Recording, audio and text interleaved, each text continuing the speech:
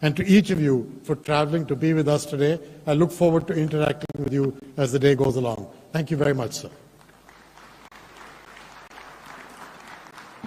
Thank you very much, sir. And before I move on to the next part, just to recognize also the presence of His Excellency Nana Akufo-Addo, President of the Republic of Ghana. We also have the Prime Minister of Ethiopia, His Excellency Abiy Ahmed, who's joined us as well, and Prime Minister Cote d'Ivoire, His Excellency Robert Bagre Mambe. At this point in time, Your Excellencies, allow me to now invite my co-MC, the wonderful and gorgeous Yvonne Dege, who will guide us. Why don't we put a warm welcome as we welcome her to guide us for the next part. Welcome. Thank you very much. Thank you very much, Michael. Thank you very much, Michael. Welcome again to the IDA for Africa Heads of State Summit, hosted here in the beautiful city of Nairobi, Kenya. As Michael said, I'm Yvonne Dege, and I'm looking forward to guiding you all through a very exciting session by the heads of state. We are very happy to welcome you at this event, which is dedicated to IDA, the International Development Association, which is a partnership between donor and recipient nations. IDA is the World Bank Group's fund that works with countries to achieve sustainable growth so that they can chart their own future. A special welcome to our audience joining us globally via World Bank Live, across Africa via CNBC, and locally through Kenya Broadcasting Corporation, KBC. We also have simultaneous interpretation in Swahili, French, Arabic, and Portuguese. Channel information can be found on signs in the room or at the bottom of your screen on World Bank Live. Wherever you are, please join the conversation online using the hashtag IDAWorks. At this moment, it gives me great pleasure and an honor to invite His Excellency, the President of the Republic of Kenya, William Samoei Ruto, to the podium. You're welcome, Your Excellency, for opening remarks.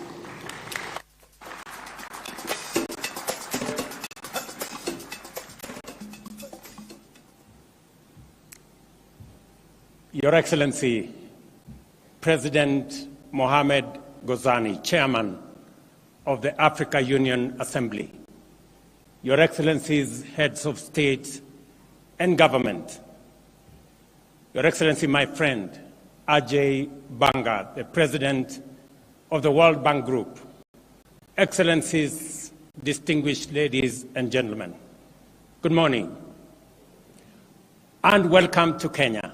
On behalf of the people and the government of Kenya, I welcome you all to Nairobi for the IDA for Heads of State Summit.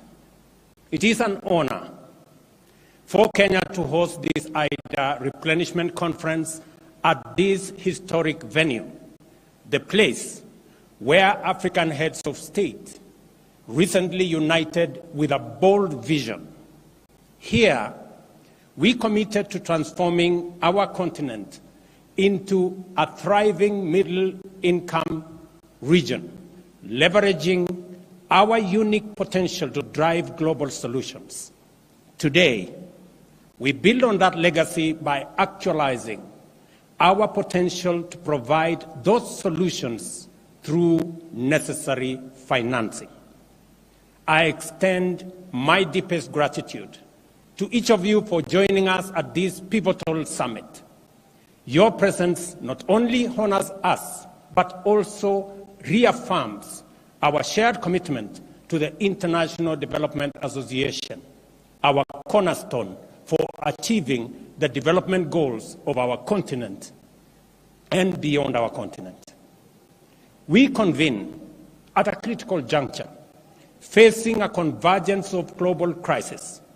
This includes escalating geopolitical tensions that challenge international unity, a deepening development and debt crisis that threatens our economic stability, and urgent climate emergencies that demand immediate and collective action for our planet's survival.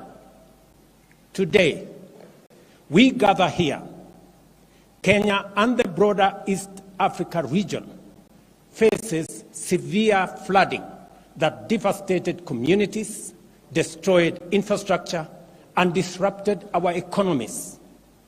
Concurrently, Southern Africa confronts intensifying drought, affecting nations like Malawi, Zambia, and Zimbabwe. Just last year, the roles were reversed, highlighting our shared vulnerability to extreme weather patterns.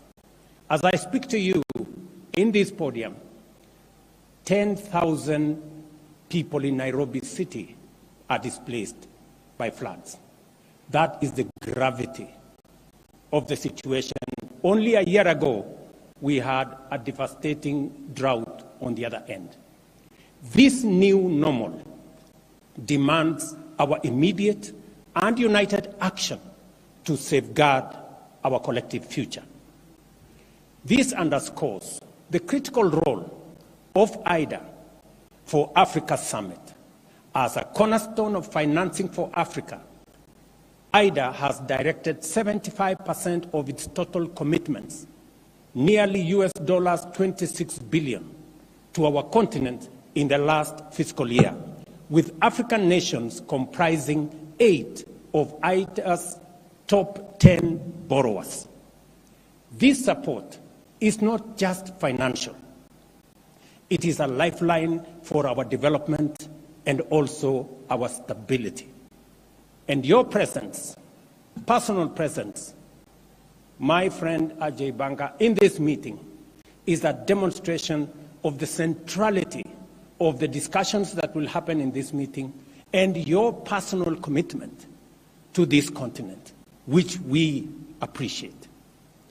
IDA stands out for its rapid and decisive action during crisis, distinguishing itself from other funding sources. Its demand-driven programs, combined with concessional loans of 40 to 50 years, empower borrowing nations to pursue sustainable long-term development strategies. And this is what we have been asking for. Long-term, concessionary. We now want to discuss in this meeting scale. That is the only aspect that is missing in this configuration. And as Ajay Banka said, 2 things are missing: scale and design. Make it simpler. Now, more than ever, long-term concessional financing is vital. As many Africans and other developing nations face severe debt crisis, this financial strain hampers our efforts to combat climate change, transition to low-carbon economy, and adequately fund essential sectors like education, health, and social protection. We have frequently discussed the financial challenges that restrict our economic capabilities and reduce our investment in resilience and growth. High interest rates lead to unsustainable sovereign debt, complicate refinancing, and destabilize our currencies. Additionally, the rising cost of living, increased commodity prices, and supply chain disruptions severely impacting our food security, healthcare systems, and overall preparedness for response to crisis. Last year, we brought to global attention that African nations pay interest rates up to 5 times higher than typical World Bank IBRD rates. This year, the situation has worsened. Developing countries are now net contributors to the global economy, contrary to expectations of receiving net inflows.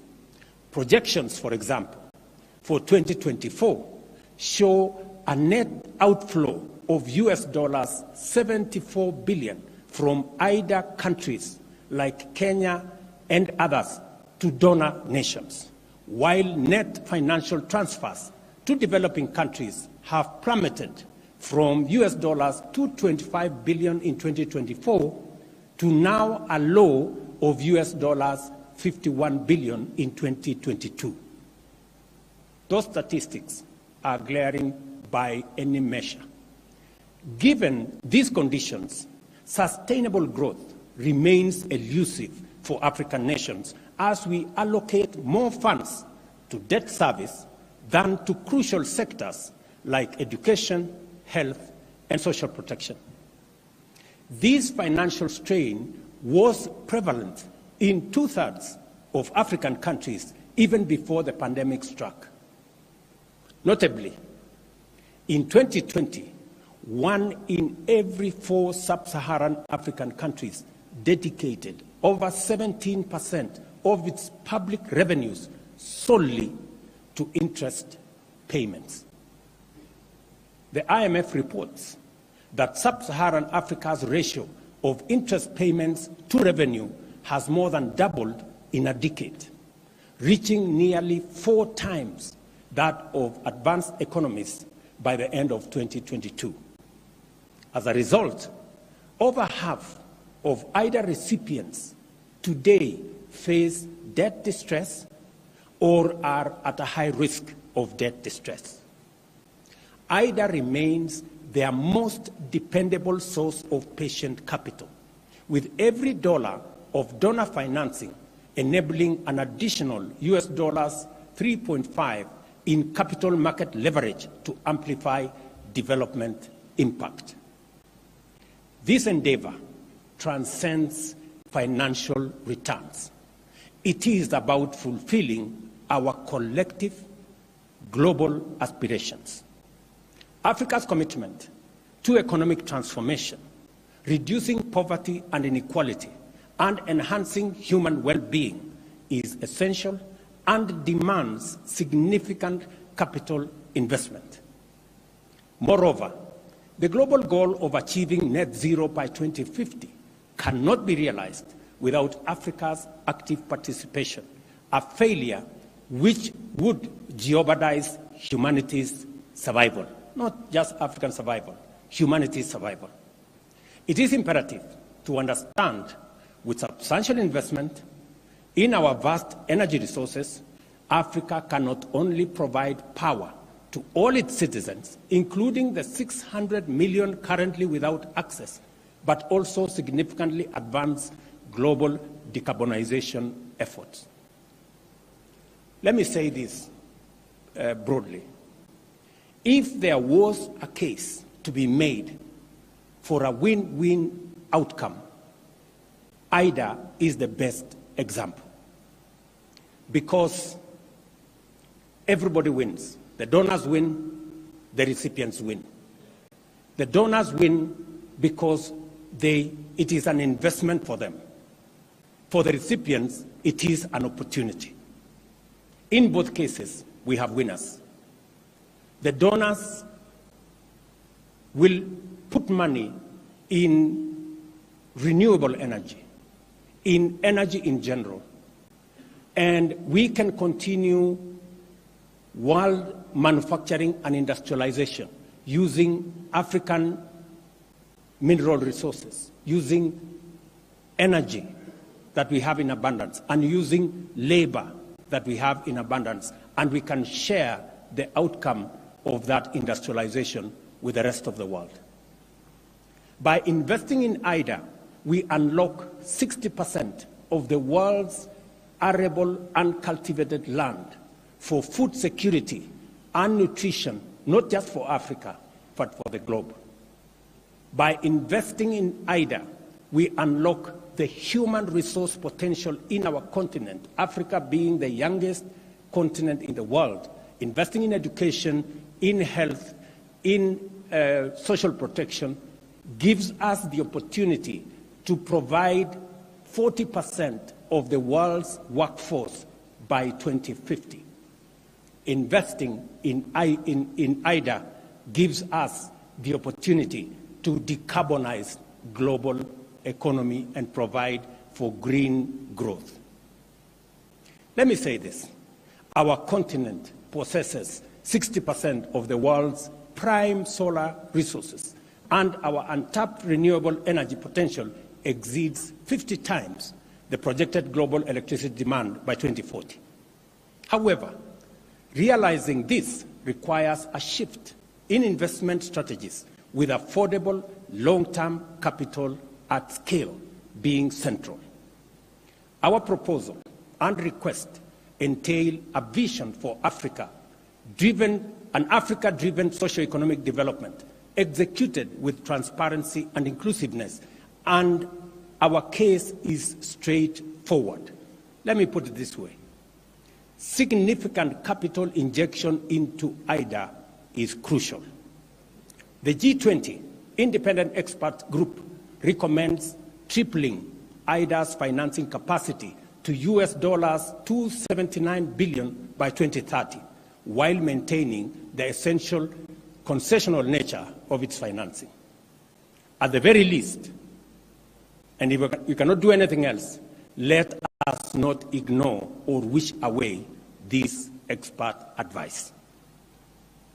We seek not just funding, but a partnership for progress.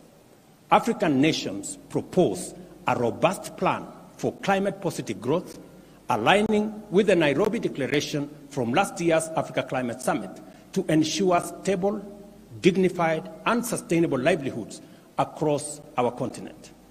Africa is poised to transform its agriculture, water security, and energy access while creating job opportunities for over 4 million youths entering the job market monthly and expanding our small and medium enterprises as well. Central to these opportunities is our commitment to African-led initiatives. We aim to control our destiny, managing our resources responsibly and sustainably to drive Africa's industrialization agenda using our abundant energy, mineral, and human capital resources. Our commitment to transparency and accountability is in our socio-economic development plans, ensuring the efficient and effective use of IDA is central to our plan. We acknowledge the vital role of diverse stakeholders beyond governments and traditional donors committing to deeper and broader engagement to enrich our development outcomes. We are committed to empower the Africa Union Commission to make it fit for purpose with capacity to engage the rest of the world on behalf of Africa. We are committed to reform the Pan-African Parliament to enhance oversight and accountability over the Commission and establish an African Court of Justice so that we are ready to engage with the rest of the world. Faced with the relentless challenge of climate change and escalating instability, our unity is our strength. Despite the myriad forces that threaten to divide us, we must remain focused on the ultimate goal, safeguarding the future of our civilization, the human race, and the diverse life forms that share our planet. Africa is eager to contribute to the solution. Our continent offers a viable and promising pathway to a future of prosperity for all humanity, harnessing our rich resources and innovative spirit. IDA's efficiency and effectiveness make it a unique force for good. Africa recognizes this, and we don't take it for granted. We are setting an example with our ambitious plan for structural and systemic reforms underpinned by steadfast commitment to tangible results, transparency, and a robust partnership. Given the enormity of the challenge faced by African countries and its global implications as collective emergency, we call on our partners to meet us at this historic moment of solidarity and respond effectively by increasing their IDA contribution from the US $93 billion raised in 2021 to at least US $120 billion in 2024. As we make this call, we as African heads of state and government commit to play our part by taking deliberate and robust actions to improve fiscal discipline, increase domestic revenue mobilization, develop investor-friendly policies, and enhance anti-corruption measures. IDA exemplifies the best of global cooperation, characterized by compassion, lasting dedication, and a fruitful collaboration. By fortifying IDA, we do more than just honor these values. We significantly enhance our joint ability to tackle global challenges. Let us value and expand the reach and influence of this vital resource. Together, let us be bold, let us be ambitious, and let us act with conviction. Thank you, and God bless you.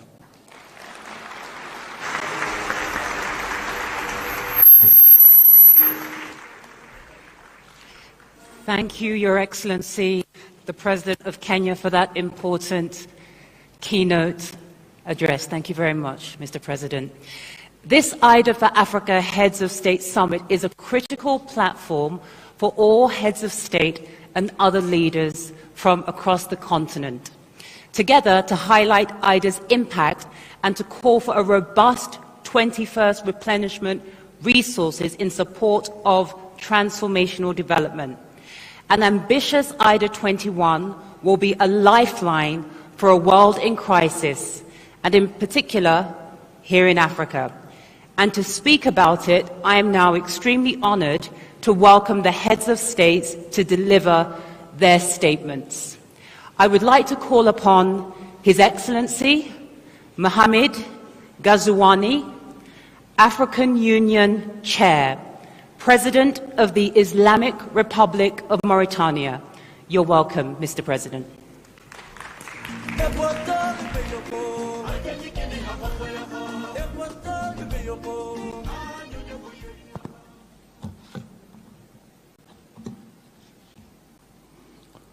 Excellence, Dr. William Samoei Ruto, Président de la République du Kenya,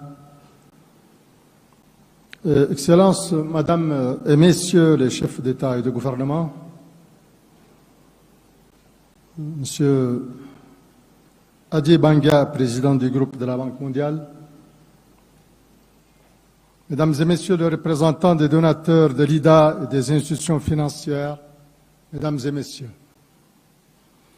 je voudrais tout d'abord signifier à mon frère et ami, son Excellence Dr. William Ruto, Président de la République du Kenya, qu'autant je le remercie, et à travers lui le gouvernement et le peuple kenyan frère, pour l'accueil chaleureux et l'hospitalité généreuse, autant je le félicite vivement pour la parfaite organisation de ce sommet IDA-Afrique qui constitue une étape cruciale dans le processus de la 21e reconstitution des ressources de l'IDA. Je tiens également à exprimer mes sincères remerciements au président de la Banque mondiale, M. IDA21, pour son leadership et son engagement en faveur de l'Afrique.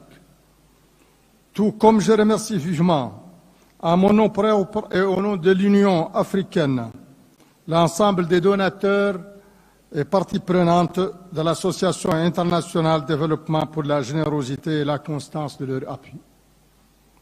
Excellences, Mesdames et Messieurs, cette 21e reconstitution des ressources de l'IDA se tient dans un contexte continental et international particulièrement difficile et fortement marqué par des crises multiformes.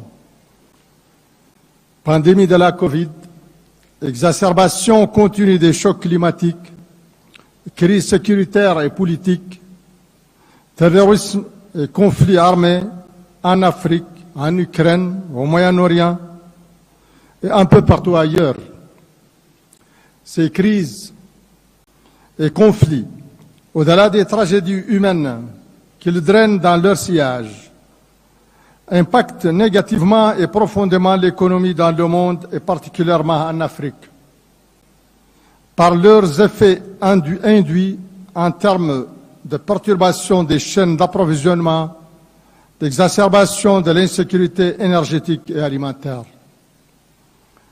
Elles ont ainsi des conséquences massives sur les conditions de vie de centaines de millions de foyers dans des pays à faible revenu, en Afrique et dans le monde, et qui sont les principaux clients de l'IDA.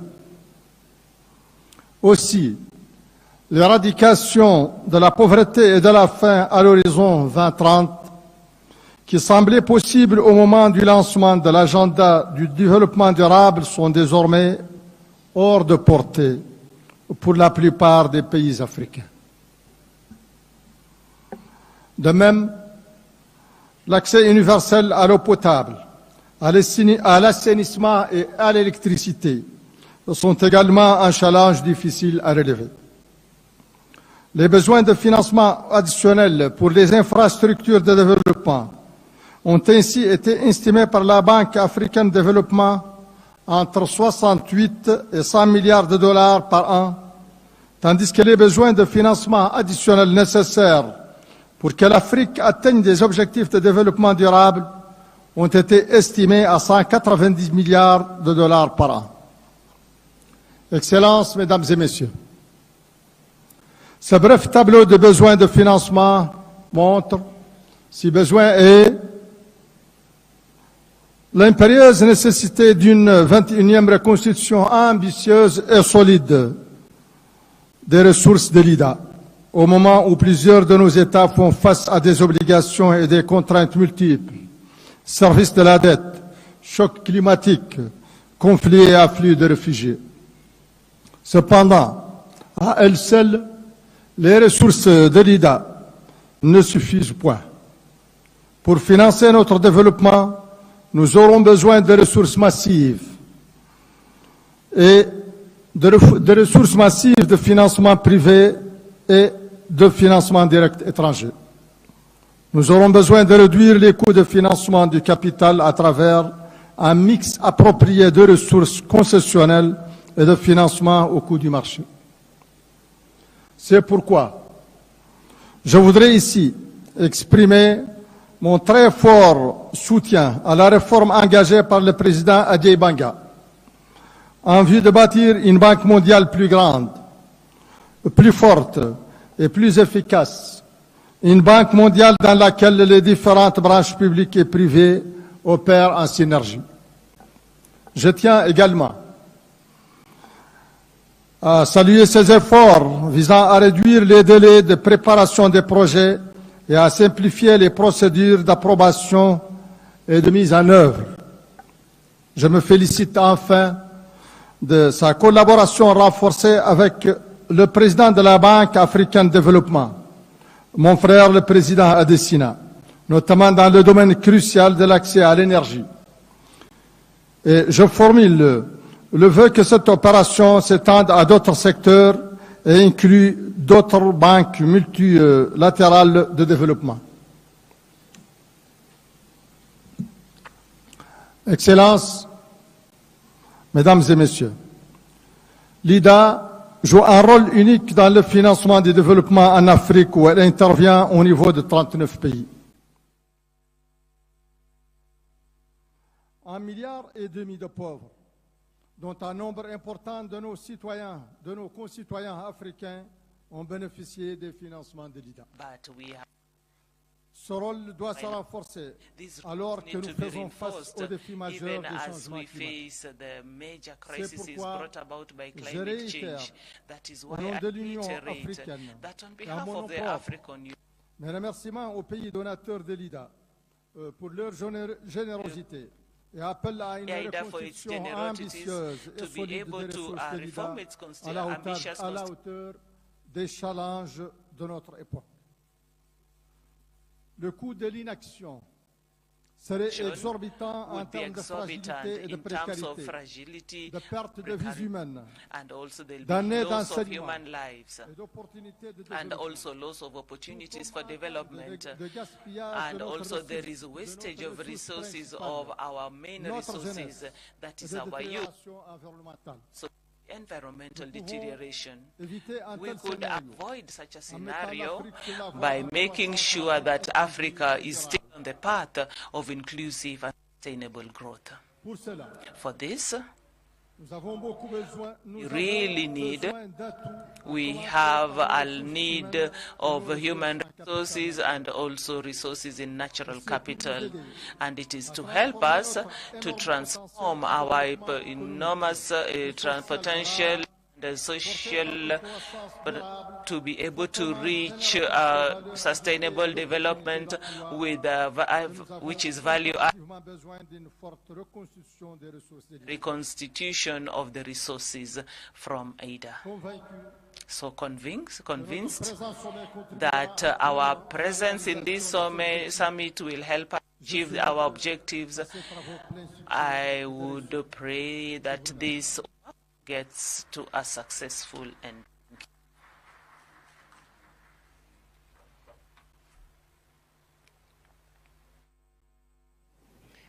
Merci beaucoup, Votre Excellence. Thank you very much, Your Excellency. I would now like to take this opportunity to invite to the stage the Prime Minister of the Republic of Côte d'Ivoire, Robert Hugues Mambe.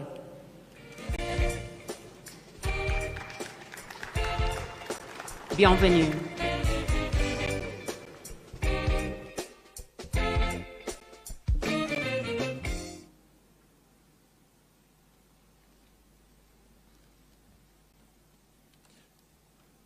Excellence Dr William Ruto, Président de la République du Kenya, President of the Republic of Kenya. Excellences, Mesdames et Messieurs, Your Excellencies, ladies and gentlemen, heads of state and of government, Monsieur Ajay Banga, Mr. J. Banga, President of the World Bank Group, Mesdames et Messieurs les ladies and donateurs, gentlemen, bailleurs de funders, avant tout propos, before I voudrais begin, vous transmettre I'd like to les chaleureux share et with fraternelles you salutations the de warm Son Excellence greetings of His Monsieur Alassane Excellencies, Ouattara, Monsieur Alassane Président de la Ouattara, République de Côte the d'Ivoire, President of the Republic of qui, Côte d'Ivoire, empêché, who, m'a demandé due de to le other représenter à ce reasons, sommet asked si me to important represent him at sur this la very important reconstitution des ressources summit de on the l'IDA reconstitution 21. of the IDA Resources Je saisis 21. également cette I also heureuse take this occasion opportunity pour adresser to mes address sincères remerciements my sincere à son thanks Excellence, to Dr. Excellency William Ruto, Dr. William Ruto, Président de la République, the President of the ainsi qu'au Republic, peuple kenyan and also to the people of Kenya for the hospitality and the quality of the welcome.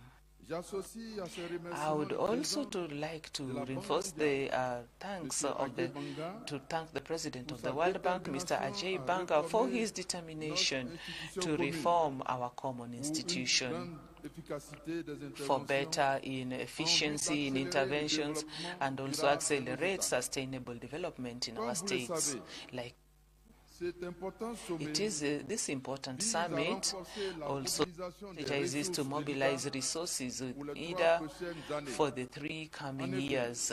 So the governments of the low-income countries need today to also, they are faced by major obstacles that are becoming bigger and bigger in an environment where the resources are limited. When it comes to the Ivory Coast, modernization of agriculture and the production sectors, development of the private sector, and also employment for the youth are the main obstacles.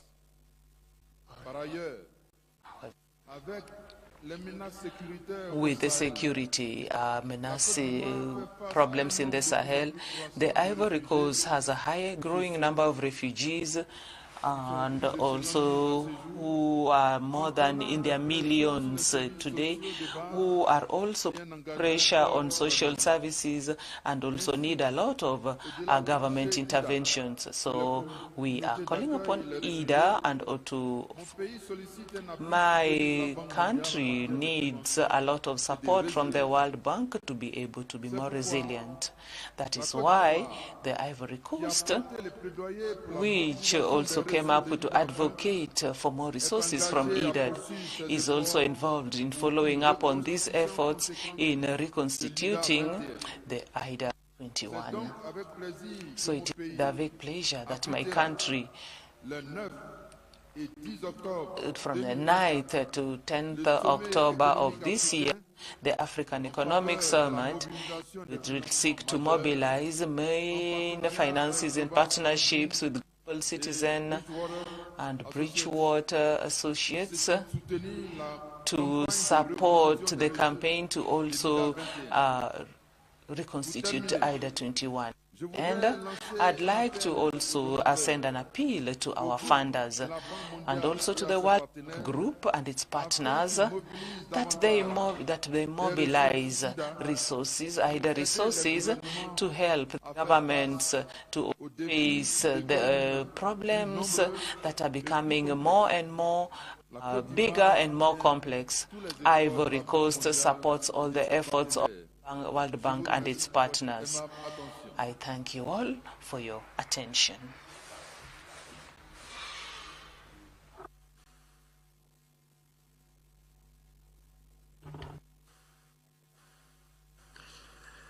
Merci beaucoup, Votre Excellence. Thank you very much, Your Excellency, for those words. I would now like to call on His Excellency Yoweri Museveni, President of the Republic of Uganda, to give some remarks. You're welcome, Your Excellency.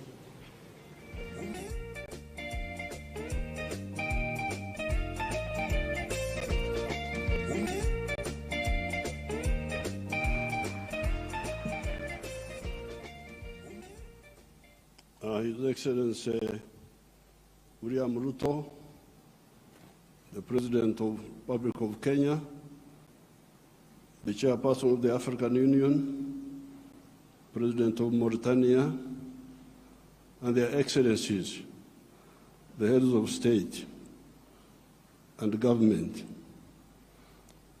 This is a topic I can speak on for the whole day. I'm therefore glad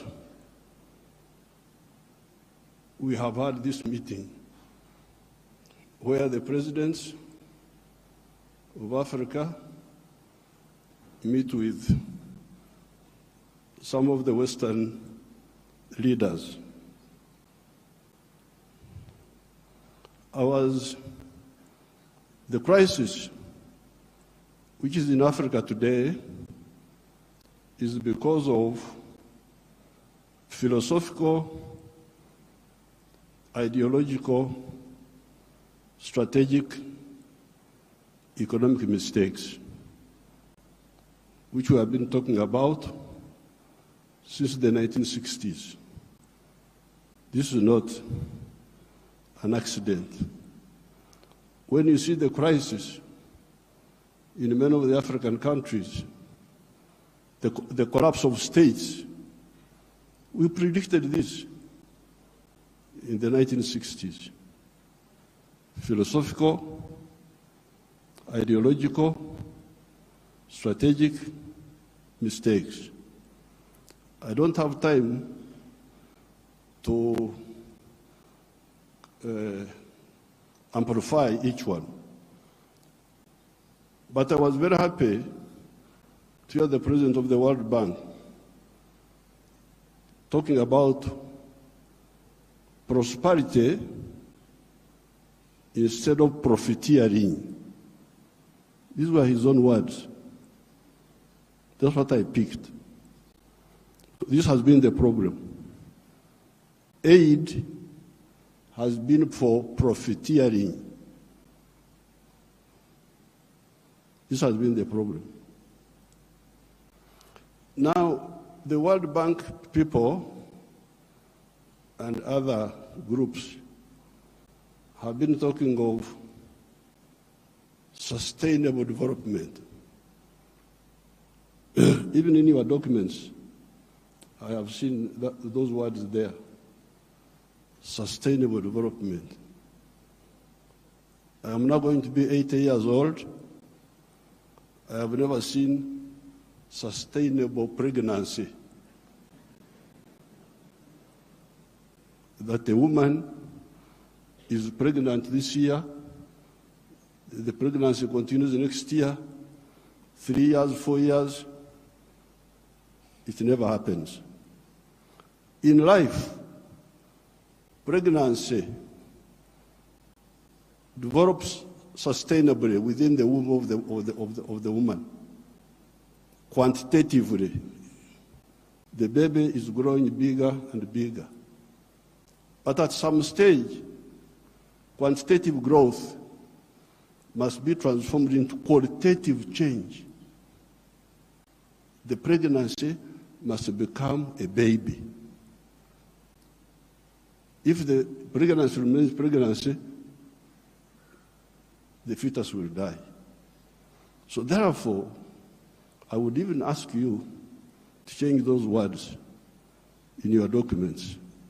Africa does not need sustainable what? You could call it sustainable underdevelopment. Africa needs socio-economic transformation. The pregnancy must become a baby. The baby must grow and become a teenager. The teenager must grow. That's what happens in life. You cannot have quantitative growth and you think you are doing anything. The main reason why there is no growth is because the growth factors are not funded. They are not even understood. What are the growth factors? We now talk of private sector-led growth. Yes, but for the private sector to grow, what does it need? It needs low costs of production. Ministers of Finance, low costs of production. And what are the low costs of production? Number one, transport. You must have low transport costs. Where do low transport costs come from? From the railway. If you don't fund the railway, how will you get low transport costs? Wonderful people, Banco Mundial, IMF, all of these. Where will low cost of production come from if you don't have a railway? I have been here for the last 64 years. I've been watching as a student leader, as a freedom fighter, now as the leader of a country.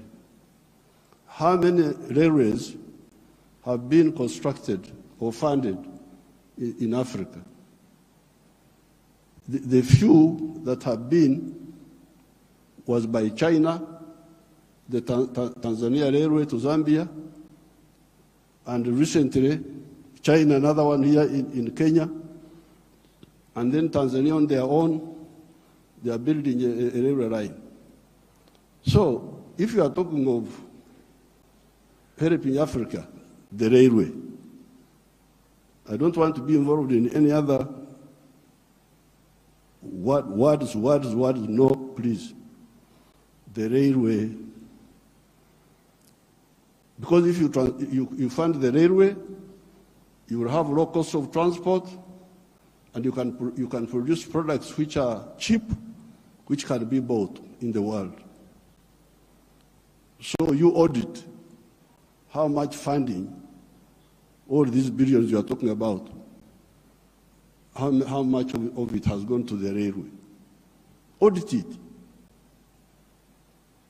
The second cost pusher is electricity.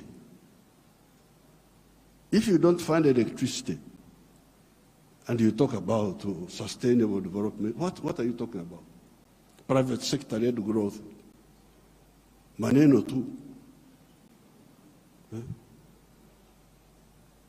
Electricity, we must have low-cost electricity. not exceeding 5 cents per kilowatt hour. That's what I insist on in Uganda. I'm tired of all these stories.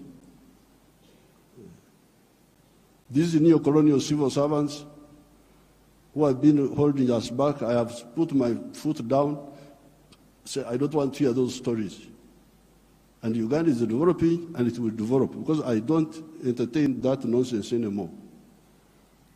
Borrowing for what? Capacity building. Imagine seminars. They call you in a hotel, you eat chapati, you eat mandazi. They say that is capacity building. Capacity building should be on the ground, not just seminars. So, the second point, Excellencies, electricity. The third one, those people who talk about private sector-led growth. I have been trying to borrow money for our UDB, Uganda Development Bank,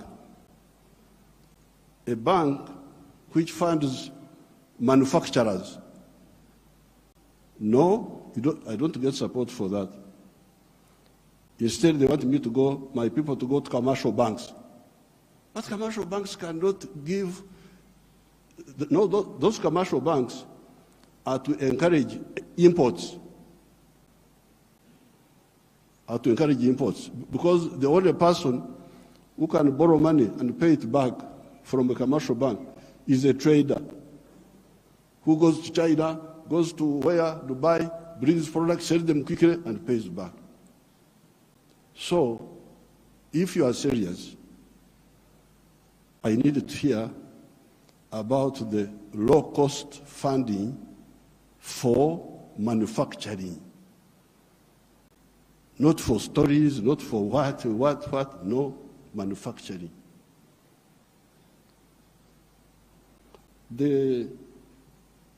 How about funding for irrigation? Because if you want to stabilize agriculture, a country like Uganda is very rich, we have got everything. But still sometimes we get some erraticness in the rain. So in order to stabilize, I've been trying to look for a loan for irrigation. I can't easily get it. Very difficult to get. A loan for seminars, very quick. The civil servants, what?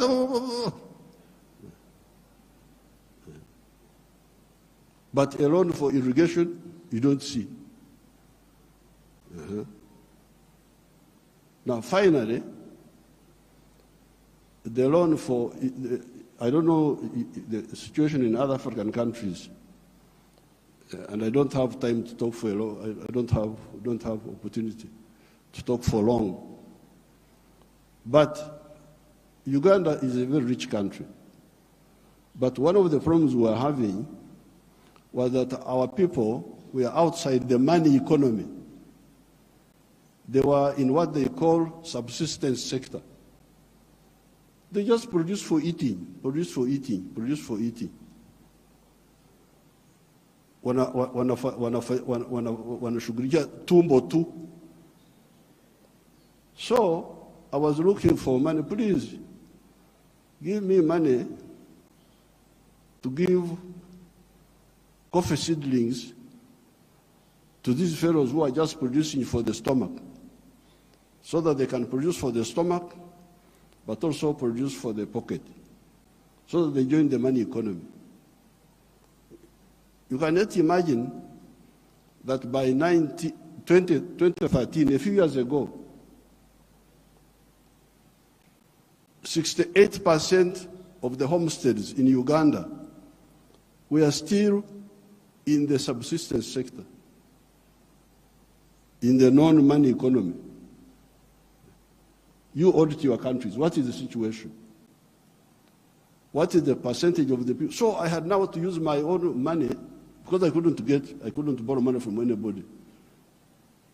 The loans are for capacity building, for, I don't know, sometimes they give for ICT.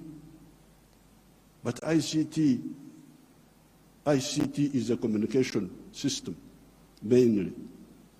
What are you going to communicate on that communication? How are you? Good morning. And you think that is communication. Why don't you have ICT linked with agriculture, linked with industry? Oh, now the digital. Are you eating computers? Have I seen anybody eating computers? Just running up and down, maneno tu. So I was insisting that all these Ugandans must be in the money economy. 2013, not long ago, 68% of Ugandans were outside the money economy because Uganda is a very rich country. A fool can survive there. In other countries, fools die. But in Uganda, fools can thrive there. They just eat. He stays with his brothers. He eats. He goes from there to the sister. He eats. He's not earning anything, but he's eating. So we said, no, everybody must be involved in the money economy. We couldn't get any support for that. But we funded it ourselves. Each year, we spend about $300 million of our own to make these villagers join the money economy by producing for the stomach, but also for the pocket. And from 2013, I was now told that for the first time, 61% of the people are in the money economy of the homesteads. It is only 39% that are still out. You imagine those are still there, just eating, no money. So therefore, this meeting is, then you get your neo-colonial civil servants. They talk of import support. Imagine there is money for import support. Import support. The governor writes to me, reports, we have got import cover for so many months.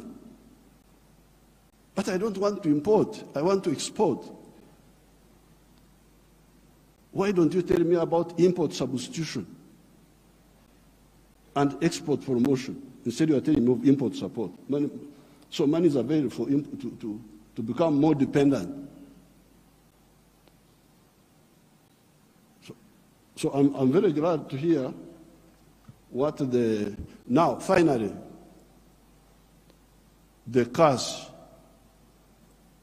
which we told our people about in the 1960s, we told them part of the wars we fought in Uganda were to get rid of the neo-colonial groups which were there, which were stopping us from thinking. We had to get rid of them by force. But one of the problems was Africa producing raw materials, matière primaire, they call it in Français, matière primaire. Raw materials. Imagine coffee.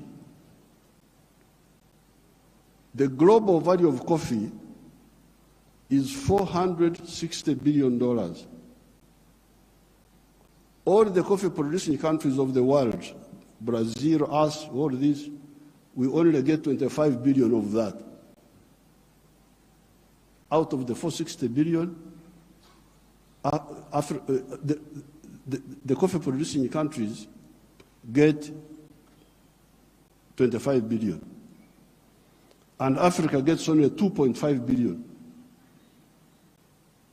900 million of that comes to Uganda because Uganda produces a lot of coffee. A country like Germany, which has no coffee, earns $65 billion from coffee. So, I sell a kilo of coffee, good grade coffee, $2.5. Somebody in London would get $241 from that 1 kilo. Okay, there are other costs on the way. I don't want to, because he's the owner of a restaurant and so on. But coffee roasting, coffee grinding, coffee packing must happen here in Africa. It must happen at source. The shirt I'm putting on is Ugandan cotton. I don't put on foreign clothes.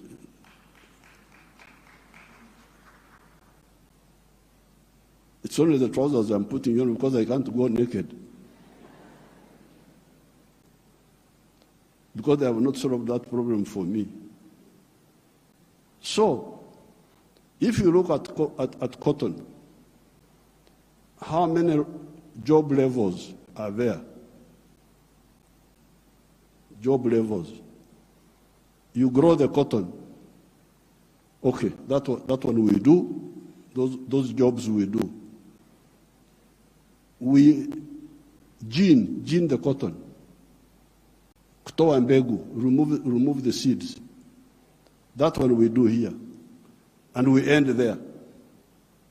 When you hear all these countries which have got crisis, Burkina Faso, I don't know what, Mali, all of them are cotton growing countries. But how much textiles are they producing? They're importing textiles, I don't know from where. So now, if you end at level 2, gening, removing the seeds, then you take the pamba, you take the cotton, to cleverer people who are clever. Watu wenye akili wako huko. Sisi hapo tutajiita vipi? Kama mtu anakuzidi akili wewe unasema wewe nani? So they take the cotton, they spinning, more money, more jobs for their children. They weave, more money, more jobs for their children. They put the print, more money, more jobs for their children. I looked at the figures. Uganda consumes 276 million meters of textiles each year. And that wonderful country of yours spends $880 million on clothes. Some of them dead people's clothes from Europe. When people die, their clothes, they are sent to you people, to Africa. And we spend 800, all the money we earn from coffee goes back to bring dead people's clothes. But we have got one factory there called Nitil. It produces 25 million meters.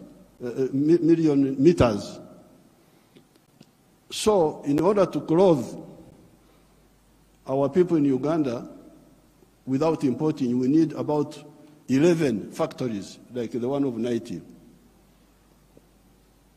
And they would employ about 20,000 people. So and we would save $880 million, which we are just giving to other people. So this IDA, what did you say about the modern slavery of the Africans of producing raw materials? In one of our documents in Addis Ababa, we had talked of Africa producing what it does not consume and consuming what it does not produce. They had put that as a summary in one of the documents of the African Union. We must get rid of the production of raw. I banned the export of minerals from Uganda and process. I banned them. Piga marufuku. Then the agents were going in the corridors, what Mufanyi, no mineral will come from Uganda if it's not processed.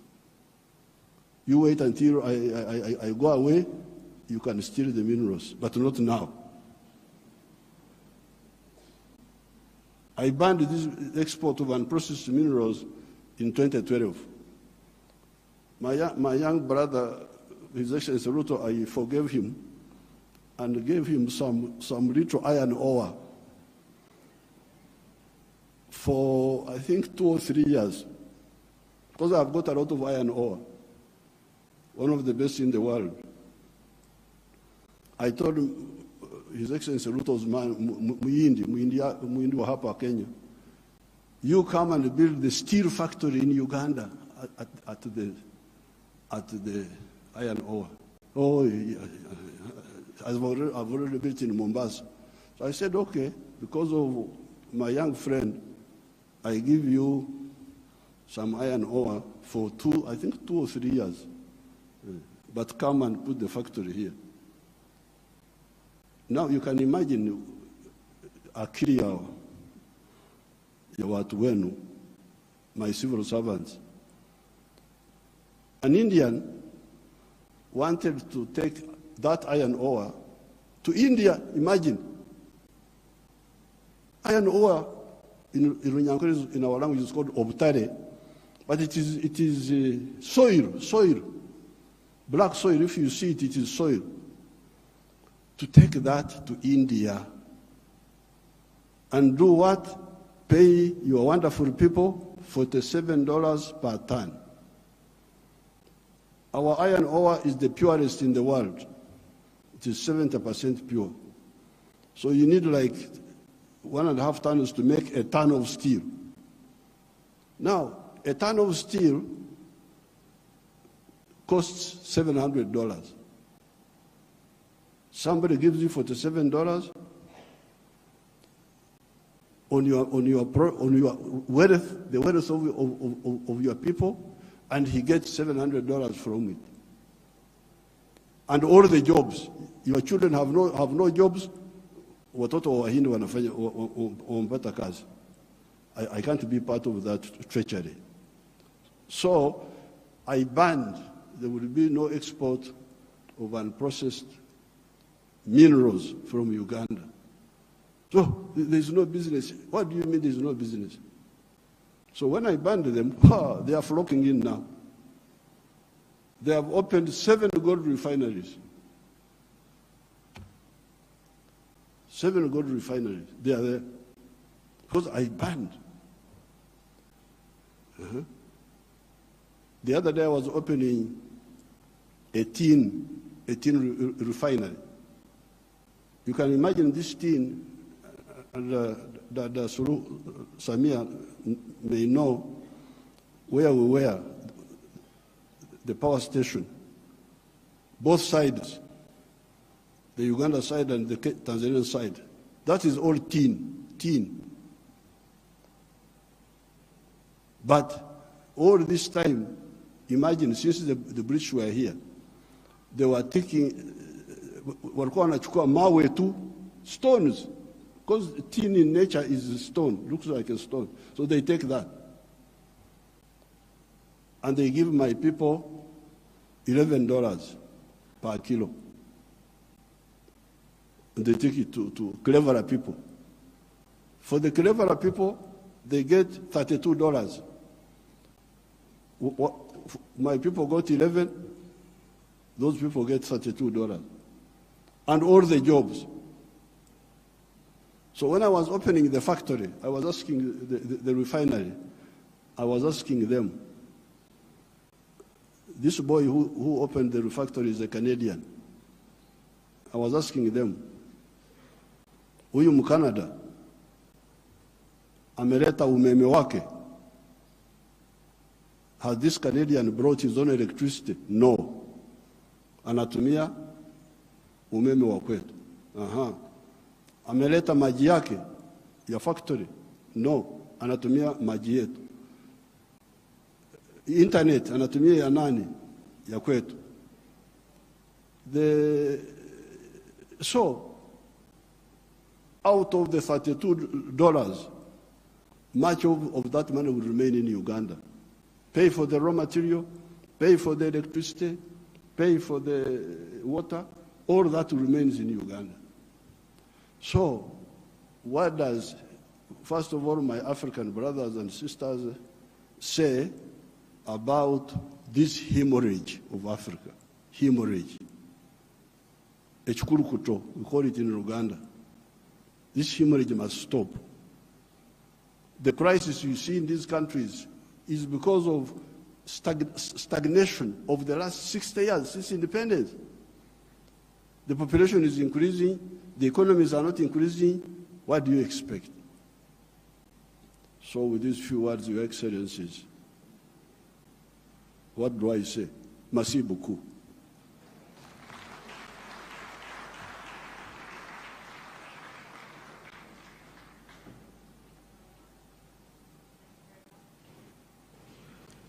Thank you very much, Your Excellency, President Yoweri Museveni.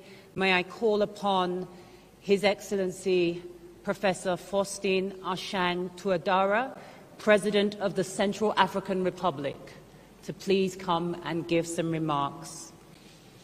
Bienvenue.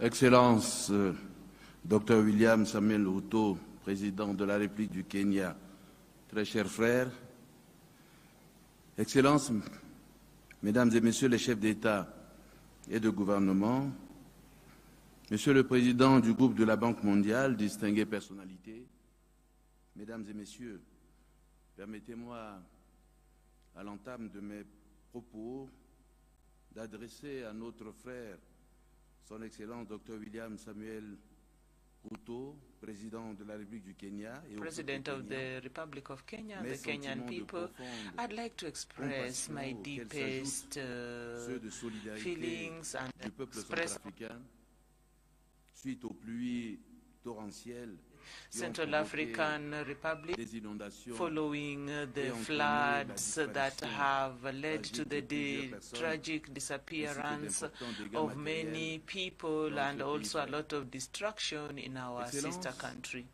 Your Excellencies, ladies and gentlemen, I take to the stage now, representing my country, the Central African Republic. This occasion of this summit or Heads of State Summit, summit of the Heads of State and Government in the ambitious reconstitution of resources of the IDA21 for Africa. Allow me to also express our deep gratitude towards my dad, Dr. William Samoei Ruto, and the Kenyan people for the organization, the successful organization of this summit, and also the welcome, the brotherly welcome, very warm, which I have known since our arrival in this really dynamic town of Nairobi. I'd also like to thank Ajay Banga, the President of the World Bank Group, for his full participation in this very important summit, for his leadership, and also on reconstitution of resources, IDA21. It is also the moment to express my gratitude to the World Bank for the multifaceted approach that we have been given. I'd also like to thank the entire group of funders in IDA, because it is thanks to their contribution this institution has the necessary is to help the most poor countries on this planet to be able to move to some place. So also the African Union, that it is in Africa that we also find a number of natural resources and strategic minerals, and we find that some of these countries are some of the most impoverished of these countries. And the Central African Republic has had a feeling of this level of poverty that we are talking about in this IDA21. So we talk about 0.8 percentage growth, which means that a child who was born before the pandemic will only realize 28% of his potential if he has received any education and other equity. In 2021, about a larger percentage had achieved basic sanitation, but we also had 80% who had no access to electricity or internet. 2017, according to the United Nations. So in April of 2024, so for 40% of Central Africans would not eat a food. So we are told that there are millions of people, that is about 46% of the population, are living in extreme vulnerability in this 2024, and which needs urgent humanitarian action. Now, in such a very difficult national context, exacerbated by the consequences of the COVID-19 pandemic and also tensions at international level, the contributions of the World Group to fight against poverty and also the promotion of socio-economic development are essential, if not vital. In fact, IDA21 had already about $370 million, already showing its importance in our quest for reducing poverty. So this kind of finance for the construction of a solar park near the capital in Bangui to supply electricity to 60,000 inhabitants. So we appreciate support communities that are displaced, also reaching out to vulnerable households.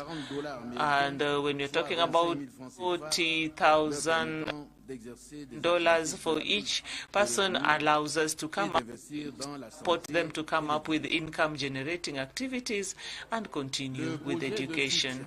The project, the support project, and the health sector allowed us to open clinics that are open to millions or 1 million people, with about 362,000 prenatal visits, and where people can also receive psychosocial support, especially where there has been gender-based violence in the districts, that also reached 292,000.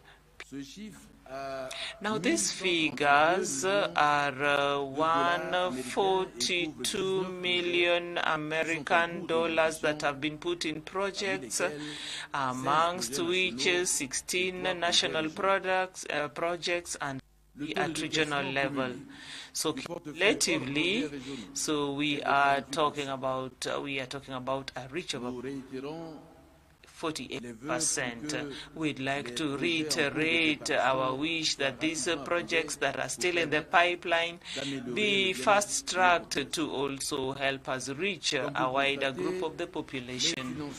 Like it was noted, IDA financing has contributed to improve on the livelihoods in the towns and also to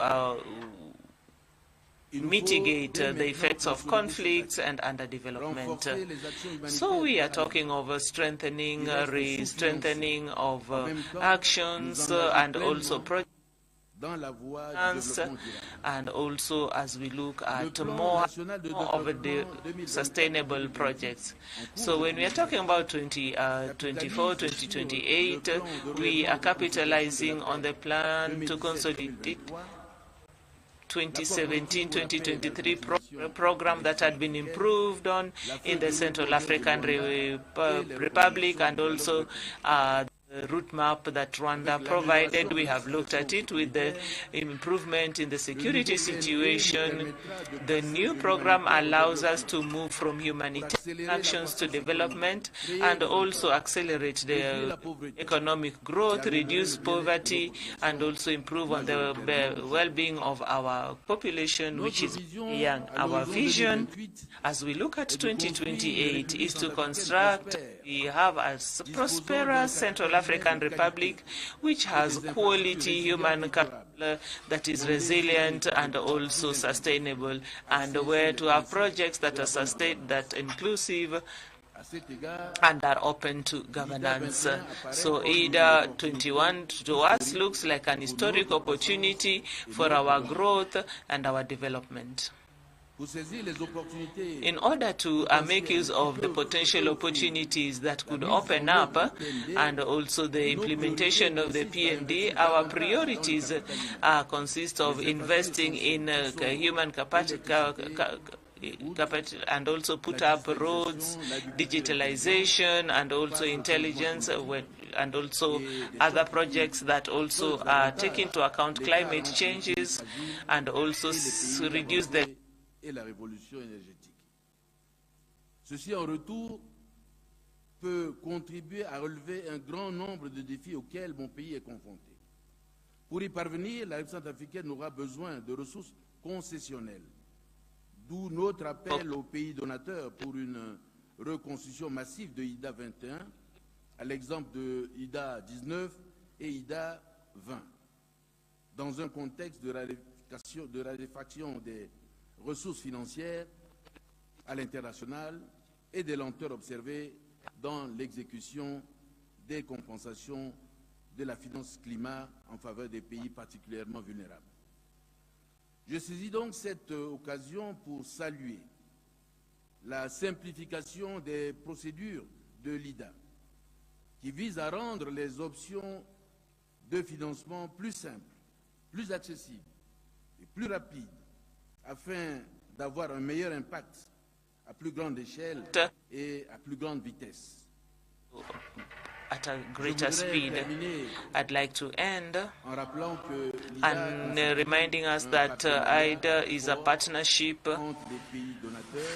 between donor pays and the recipient countries, and help the receiving states to reach, be able to have sustainable growth as they look at having a more prosperous future.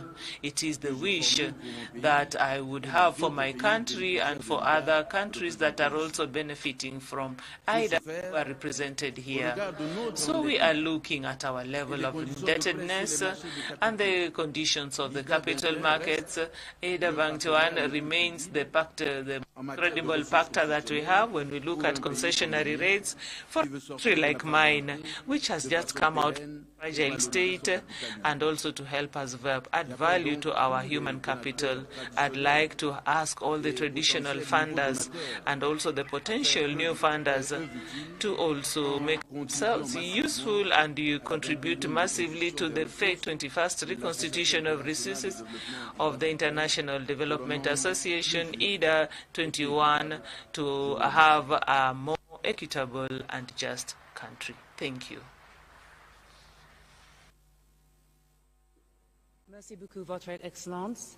I would now like to welcome His Excellency Mr. Azali Assoumani, President of the Union of the Comoros, to the stage. You're welcome, Your Excellency.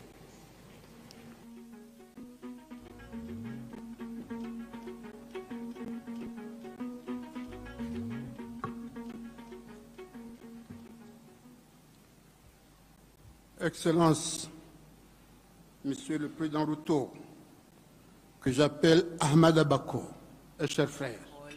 Madavako, a dear brother. Your Excellencies, ladies and gentlemen, heads of government and state, Your Excellency, Monsieur Ahmad Ghazouani, the President of the Conference of the African and the President. Your Excellency Ajay Bango, the President of the World Bank Group, ladies and gentlemen, the heads of international institutions, distinguished guests, ladies and ladies, greetings to all.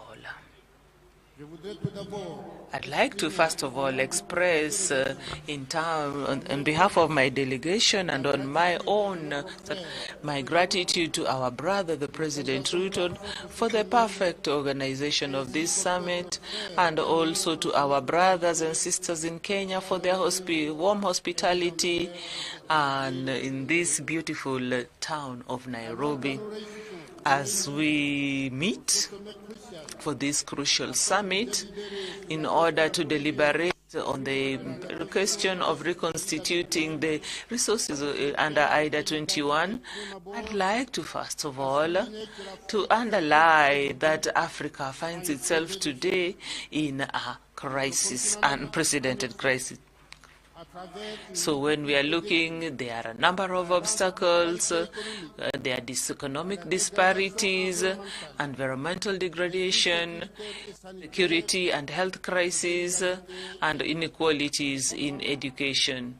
However, in the midst of all these problems comes an opportunity that is exceptional for collective action and also for transformative change. Our continent is, in effect, has a lot of potential resources to help us. So when we talk about very important human resource, so to be able to play its role in the world economy, Africa needs big investment in a number of development areas.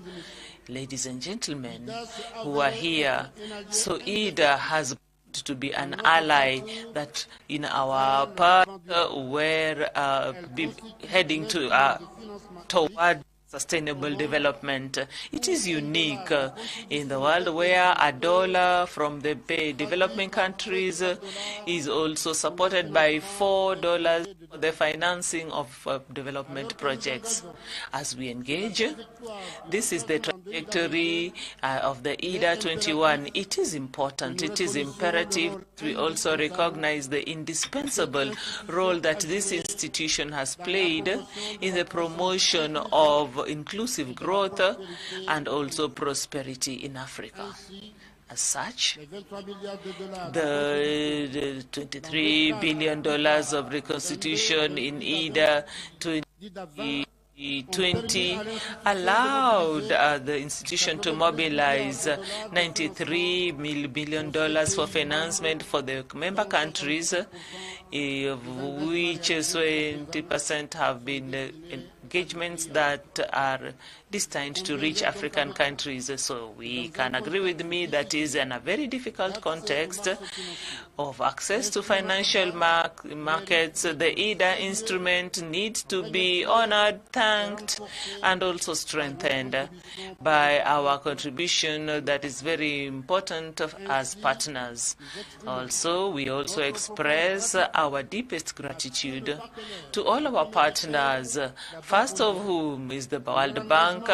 So thanking it for its robust and continued engagement and support that is appropriate to help us do away with the obstacles to development that our countries face. So this robust reconstitution of IDA comes from the simple need that is financial and also incarnates a moral imperative and also underlies to ensure that no one is left behind in our quest to be more ready for the African countries. as such.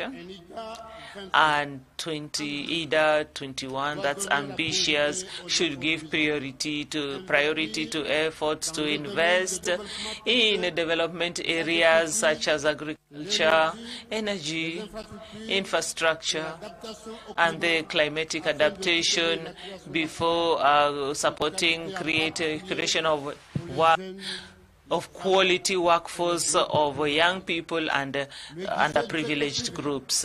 So this would be from IDA18, we have been able to get substantial concessionary funds going to the private sector that to help people get out of poverty by creating sustainable employment, economic transformation, and mobilizing resources at national level. Since its creation, so $4 billion of funds have allowed more than $20 billion of investment to the private sector, supported in 47 countries. This has also favored the introduction of new financial resources for development in the eligible countries, also helping to reduce in the domains of that the private sector has chosen to invest in. So I'd like to support this partnership with LEADER for having responded to us and to come up with a very strong and ambitious reconstitution of the IDA21, and that the resources are also meet the aspirations, the collective African aspiration. And in addition to the contributions of our partners, we cannot underestimate the transformative power of technology and cooperation and regional cooperation. So when towards the realization of this SDGs for our economies, allow me also to underline the importance of accepting the IDA21 with as a task that we take with determination, conscious of the importance, responsibility that we have in common.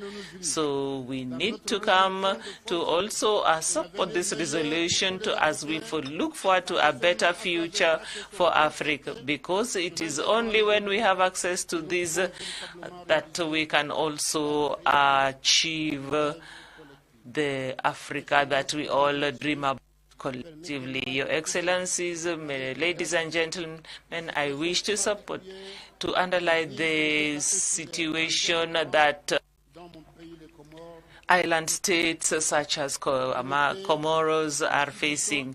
So we would also have to have a plan that also takes into the effects of change, like tsunamis, cyclones, and also floods. The situation is very alarming. So this needs particular attention from our partners, our development partners like IDA. So as such, my country is advocating that IDA should come to look at the specific problems that island states that face as vulnerable states. They are very fragile, and also they are also touched in the environmental sector. They face a lot of food insecurity.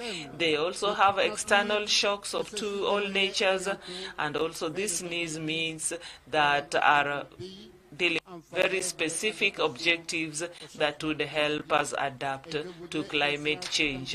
And as such, I would like, ladies and gentlemen, to conclude my proposal by a African proverb when we say that we do not handle things singularly. So if we come together to face these obstacles, I would wish us all success in our work, and I thank you all. Merci beaucoup. If I please may invite the President of the Republic of Ghana, His Excellency Nana Akufo-Addo. Your Excellency, if you could use the podium. Your Excellency, if you could use this podium. Thank you very much.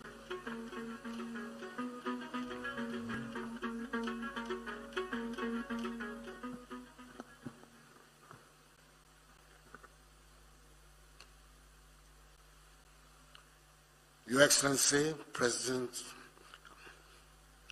of the Republic of Kenya, William Ruto, Your Excellency Mohamed Ghazouani, Chair of the African Union and President of the Islamic Republic of Mauritania, Excellencies, Heads of State and Government, the President of the World Bank, Mr. J. Banga, ladies and gentlemen, I thank the dynamic President of the Republic of Kenya, His Excellency William Ruto, for the invitation to speak at the summit of the International Development Association, IDA, and for the hospitality of the Kenyan government.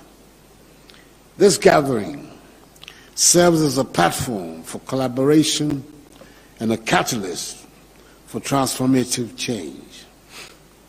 As we convene here, we're tasked with a great responsibility to articulate the case for an ambitious and robust 21st replenishment of the IDA, one that will pave the way for sustainable development and prosperity, not only for the African continent, but also for all nations in need.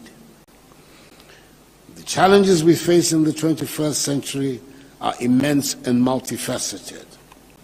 From the continuing effects of poverty and inequality to the urgent threats posed by climate change and pandemics, our world is in need of bold and innovative solutions. Yet amidst these challenges lies an opportunity to redefine our approach to development, to reimagine our priorities, and to forge a path towards a more equitable and sustainable future.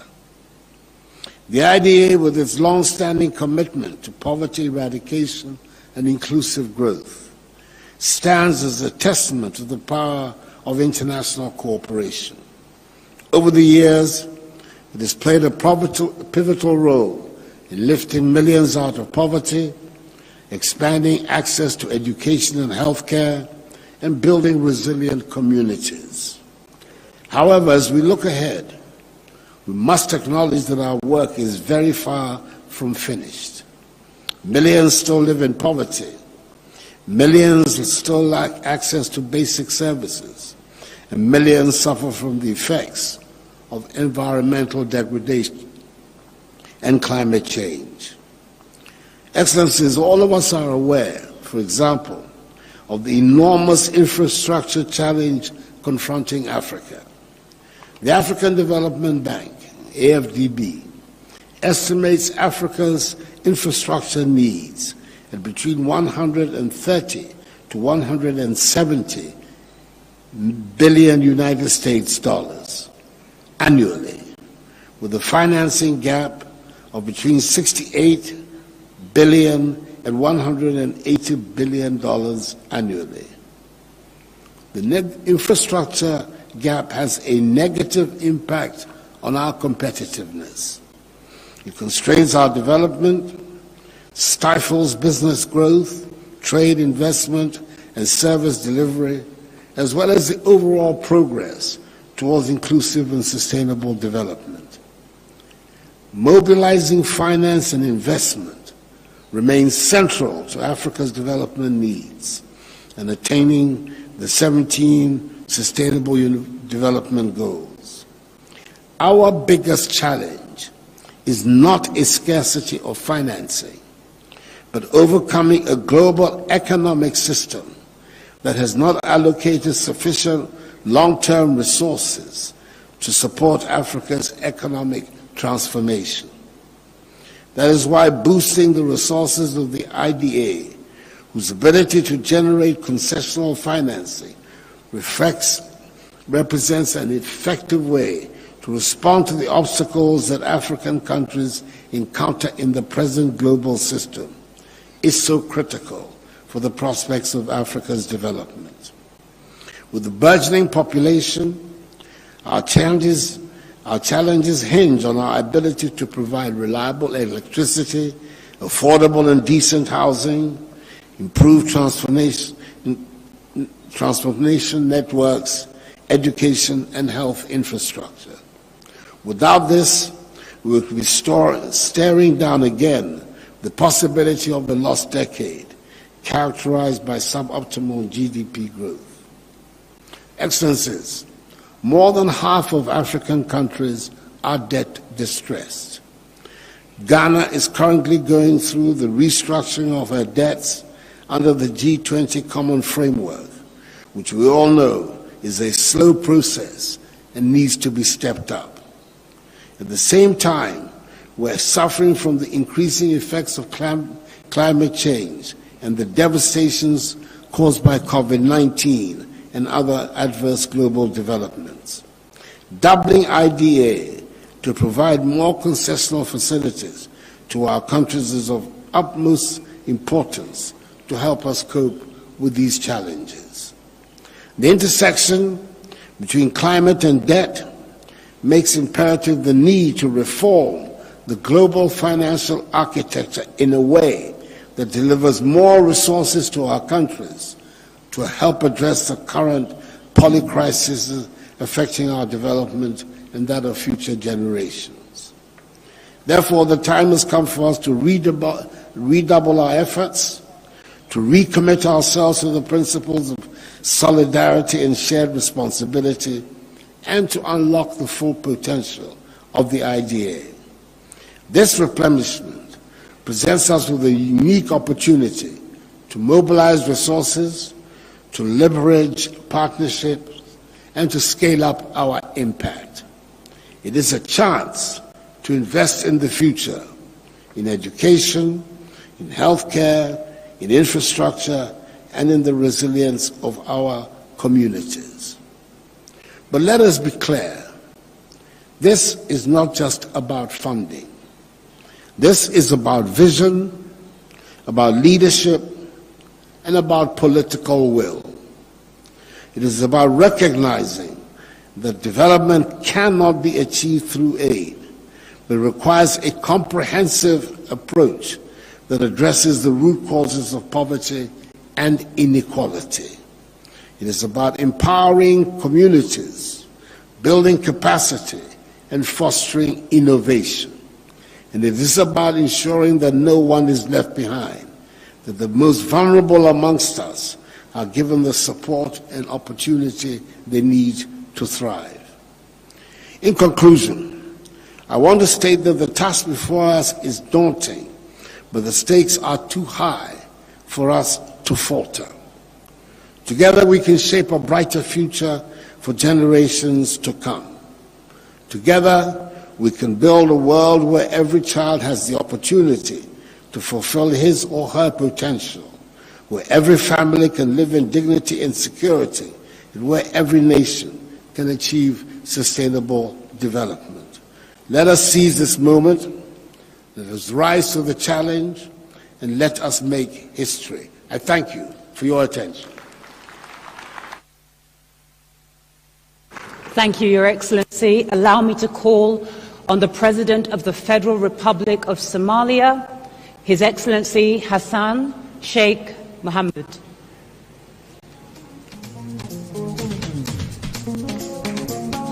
Thank you, Your Excellency.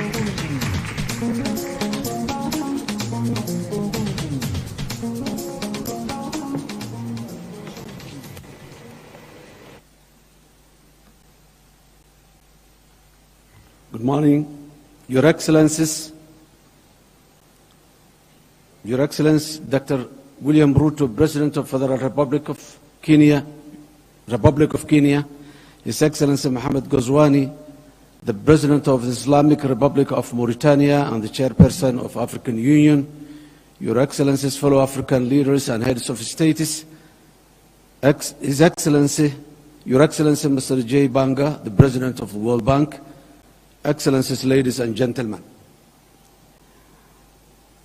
As an opening, it is an honor and privilege to participate in this great occasion of the discussion of the African leaders on the future of financing of our common development agenda with the President of the World Bank, his senior leadership team and donors. Instead of well-replenished IDA21 means more opportunity for investment, job creation, economic growth, and effective response to the devastating global shocks like the climate change, which hampers all our progress despite our minimal contribution as a continent. Essentially, in this age of increasing global uncertainty, socio-economic, political, and security risks like the Red Sea crisis, as well as the enormous development financing need, we must ensure IDA21 becomes the main vehicle to support sustainable development. Without this, almost all developing low-income nations will struggle to deliver progressive changes from the offset. I wanted to thank the government and the Republic of Kenya and His Excellency President William Ruto for hosting this critical meeting on IDA21 replenishment and for bringing us all together. I also wanted to recognize the visionary leadership of His Excellency Ajay Bang, the President of the World Bank Group, who has demonstrated that he is firmly committed to leading a responsive bank that delivers results through the evolution roadmap. It is encouraging that the World Bank is listening, learning, innovating, and acting to provide a tailored context-specific support for our most urgent priorities to spark growth in Africa.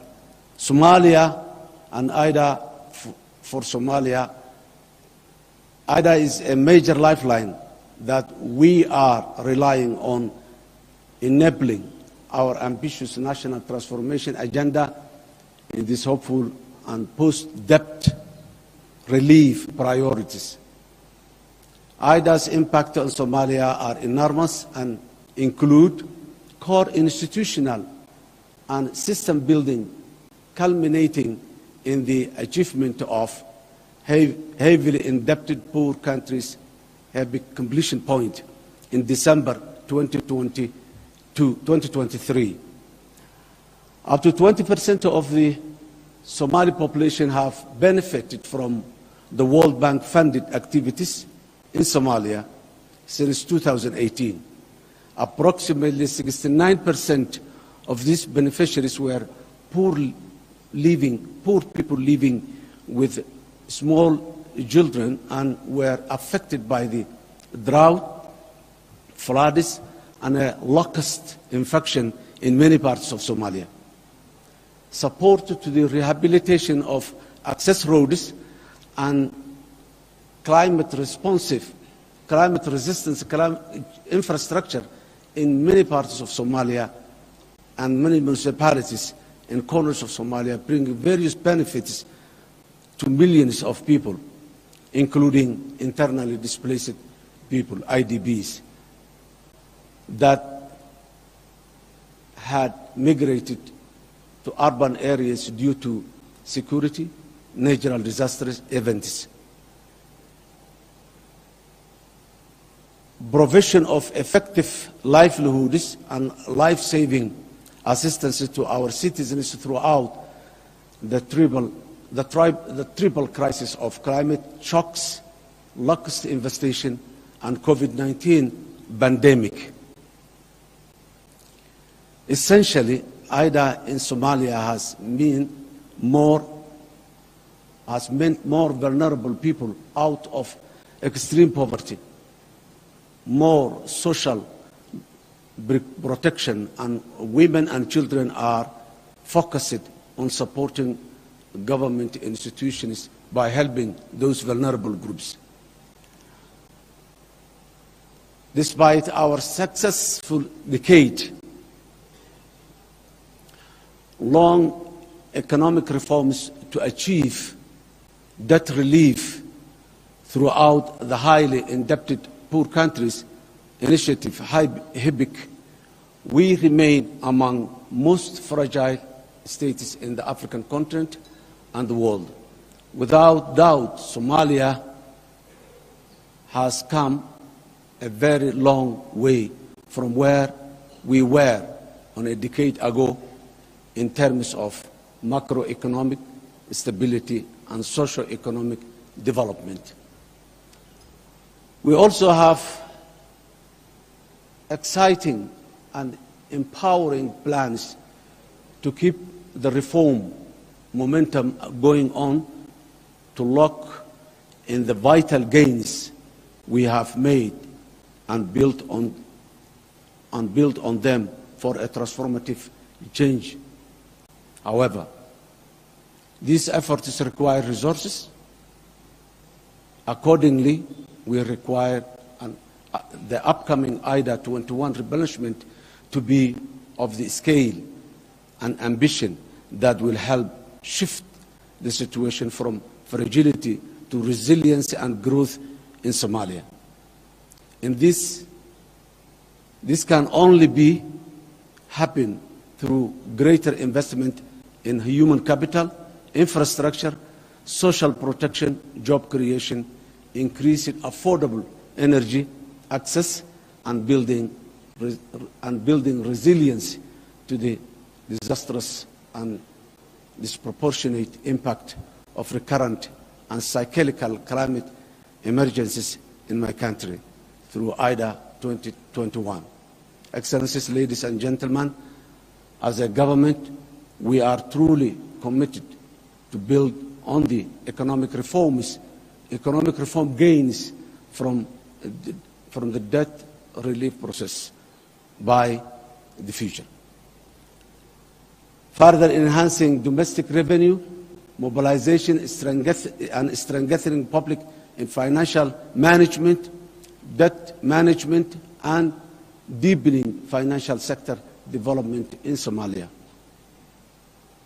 We are cognizant that the most reliable income for the nation is what it collects from its citizens and investors to reinvest the priorities and the public service needs accordingly.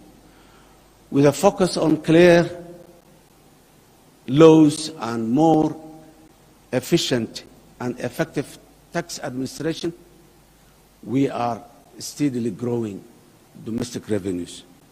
Excellencies, ladies and gentlemen, I would like to conclude that IDA is a tool that helps Africa to progress, and in particular Somalia to move forward as fast as we can. Adjustments, tolerances, and flexibility is what is required in the years to come to benefit from the IDA resources. Again, I would like to thank the government and the people of Kenya for providing us this opportunity to discuss about the future of our nations in economic development. I thank you.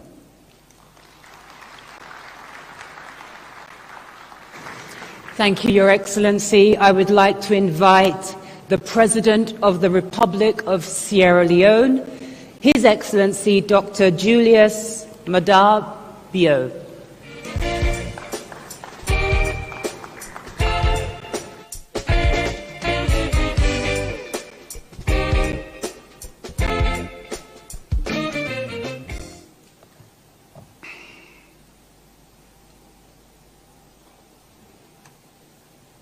Thank you very much, Madam Moderator. Your Excellency, Dr. William Ruto, President of the Republic of Kenya, the African Union Chairperson and President of the Republic of the Islamic Republic of Mauritania, His Excellency Mohammed Ould Sheikh Al Ghazouani, Your Excellencies, Heads of State and Governments, President Ajay Banga, and senior management of the World Bank, Group, representatives of the United Nations, the African Union, and other regional bodies, representatives of governments, distinguished ladies and gentlemen, I bring you very warm greetings from the government and people of Sierra Leone. I extend my deep gratitude to President William Ruto and the people of Kenya for hosting the 21st replenishment of the International Development Association Summit for Africa 2024, IDA21. I express similar appreciation to the International Development Association team and its partners for their relentless effort in accelerating the mobilization of much needed resources that will support the transformational development objectives of low-income countries, including those in our beloved continent. Your Excellencies, ladies and gentlemen, Africa is at a crossroads. Our continent faces an array of challenges unique in its history. Recovery from the devastating impact of COVID-19, rising debt and economic vulnerability, political instability, the growing disruption of climate change, often compounding underlying fragilities, and the full crisis triggered by the conflict in Ukraine. According to the Sustainable Development Goal Report 2023, if the current trends persist, about 7% of the world's population, which is 575 million, will remain in extreme poverty, with most of them being in sub-Saharan Africa. Many governments in Africa are making huge strides to advance sustainable development and alleviate extreme poverty in their countries, in alignment with targets set out in the African Union Agenda 2063 and the United Nations Sustainable Development Goals, SDGs. However, with 6 short years left to achieve the SDGs, most of our countries are not on track to meet the targets. Under current circumstances, a business as usual approach to Africa's development is not going to work. We need a change in our approach. We need a bolder vision that will transform Africa, reduce its vulnerability in a turbulent world, and set it firmly on a path to sustainable growth and prosperity.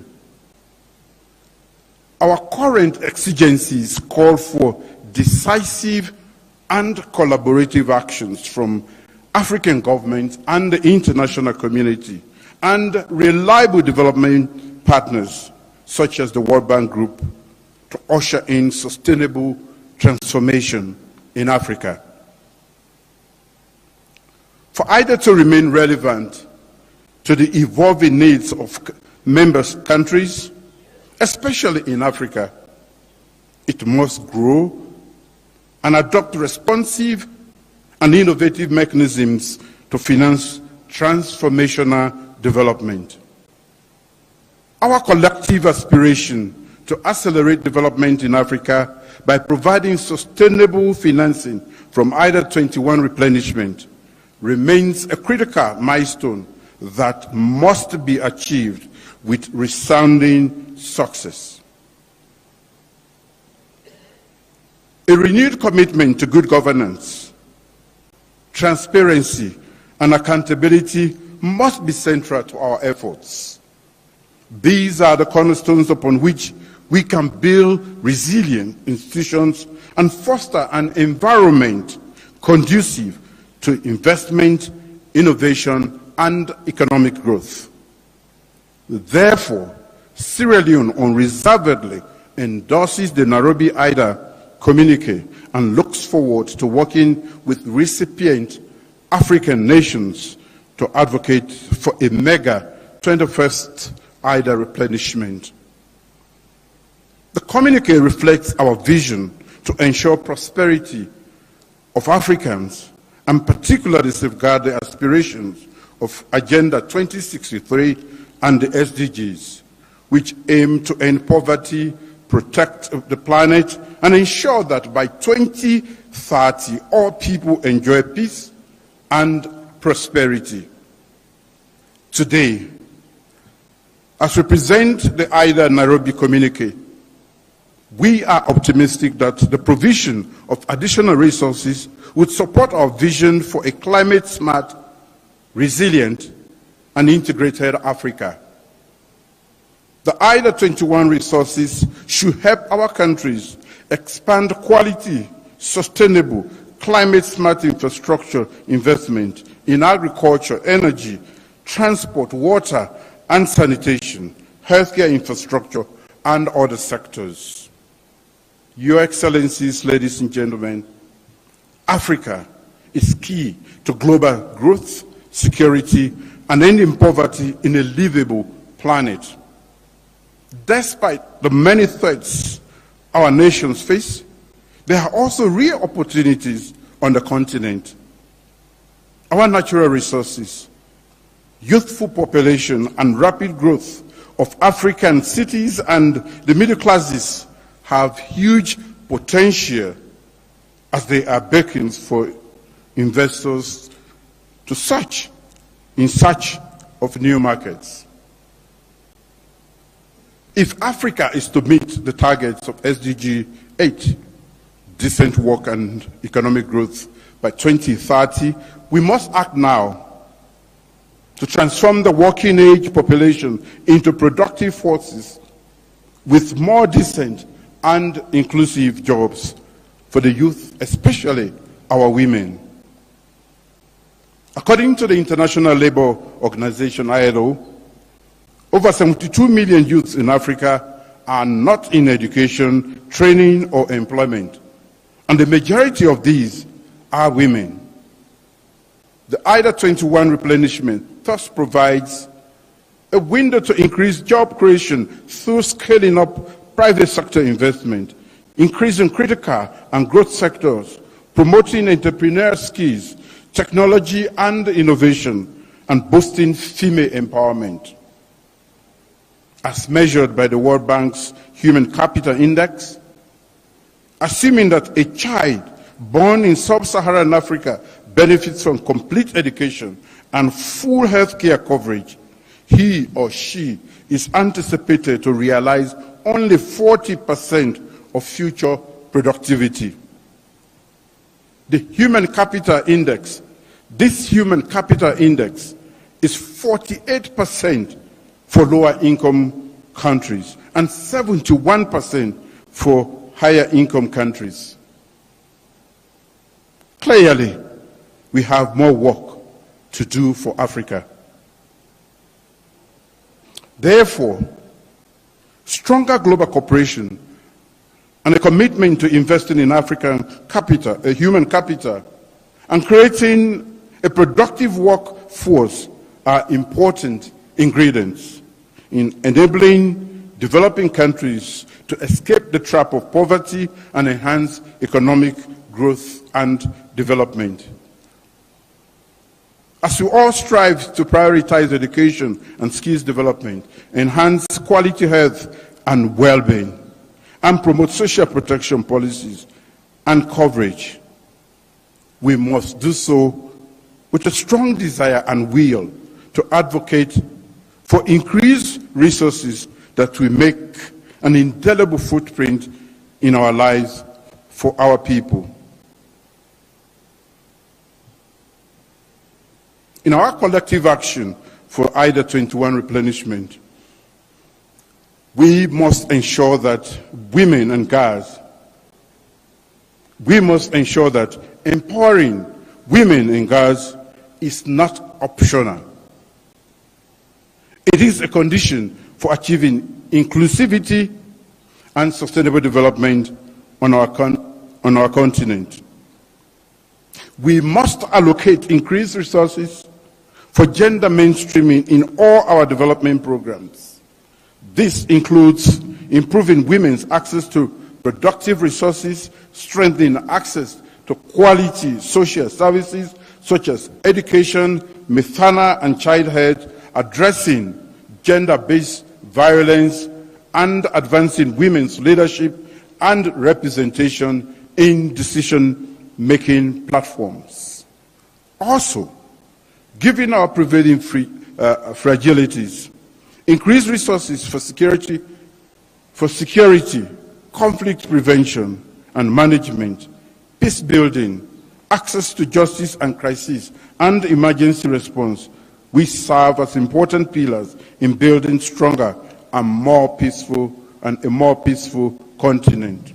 But furthermore, as our countries seek to leverage the fourth industrial revolution technologies, scaling up digitalization efforts across the continent requires enormous financial resources. As global leaders, we must be resolute in changing the face of business processes, systems, and the models in our institutions.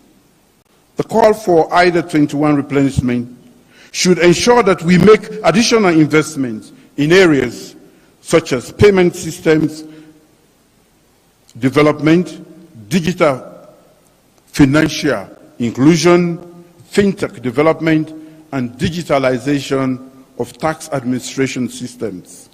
Your Excellencies, closing Africa's huge infrastructure gap should be an important component of the blueprint for the pending IDA pooling of resources. Investment in critical infrastructure such as energy, roads, information, communication, and technology remain the pathway to a buoyant growth. Through the IDA21 resources, the World Bank's new energy program could support member countries in making huge investments in renewable energy sources and power transmission lines, an important sector required to spur economic growth and support our industrialization, as has been ably spoken to by our big brother, President Yoweri Museveni. Improving service delivery, accountability, and transparency in governance is critical to all these. Strengthening domestic revenue mobilization efforts, improving public expenditure efficiency and management is key. Improving debt management and exploring innovative ways to deal with unanticipated shocks is of utmost importance to all of us. We anticipate that the IDA21 replenishment will further help countries with increased debt budget support for their development programs. In conclusion, most of our countries are facing dire economic challenges, worsened by high levels of debt service payment. Despite these financial challenges, my government remains committed to delivering people-centered development through our medium-term national development program plan. We are leveraging the big 5 game changers, priority areas of intervention to improve the quality of life of our people. These include 1, our flagship Feed Saloon program to boost agricultural productivity and achieve food security. 2, accelerating human capital development. 3, developing youth employment schemes. 4, revamping our public service architecture. And 5, infrastructure development and improving technology. We require substantial financial and technical support and strategic partnership to spur sustainable growth and social progress in Sierra Leone to alleviate extreme poverty in our country. Given the need to support the pact articulated in the Nairobi communique, I join my colleagues in the call to generate resources for IDA21 replenishment that will be significantly higher than the record 93 billion raised in 2022 for IDA20. As we continue this appeal, we are not oblivious to the challenging economic and geopolitical landscape that could have implications for major donor countries. We, however, remain optimistic that our traditional donors, new and emerging donors, and philanthropic organizations will once again rise to the occasion and give their valuable support to the IDA replenishment effort. Let us build a stronger Africa, share prosperity with IDA, and strengthen partnerships and cooperation to ensure that no one is left behind. Thank you for your attention. Thank you. Thank you very much, Mr. President. Before I invite the next leader onto the stage, may I very politely and humbly ask those who are yet to speak to keep to the allocated 5 minutes, please, if you can. Allow me on that note to invite His Excellency Abiy Ahmed, Prime Minister of the Federal Republic of Ethiopia, to the stage.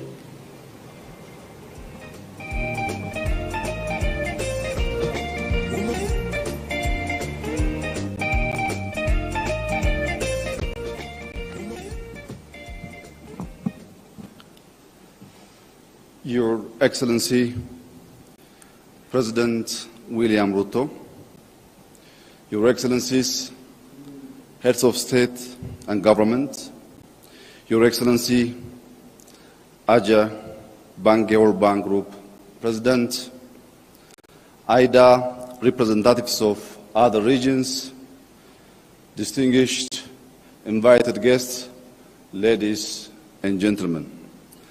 I would like to begin by thanking our host, my brother, President Ruto. As we gather today, our shared vision for prosperous, equitable, and sustainable future hinges upon our ability to address the pressing challenges faced by countries across the continent, while also harnessing the immense potential of its youth population.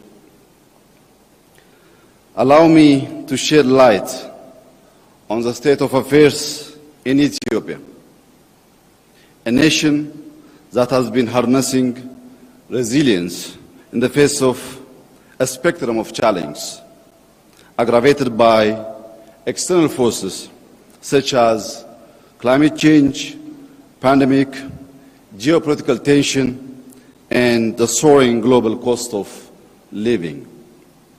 First and foremost, the Ethiopian government has navigated structural macroeconomic reforms amid challenges, focusing our attention on macro-financial stability, productivity enhancement, and favorable investment climate.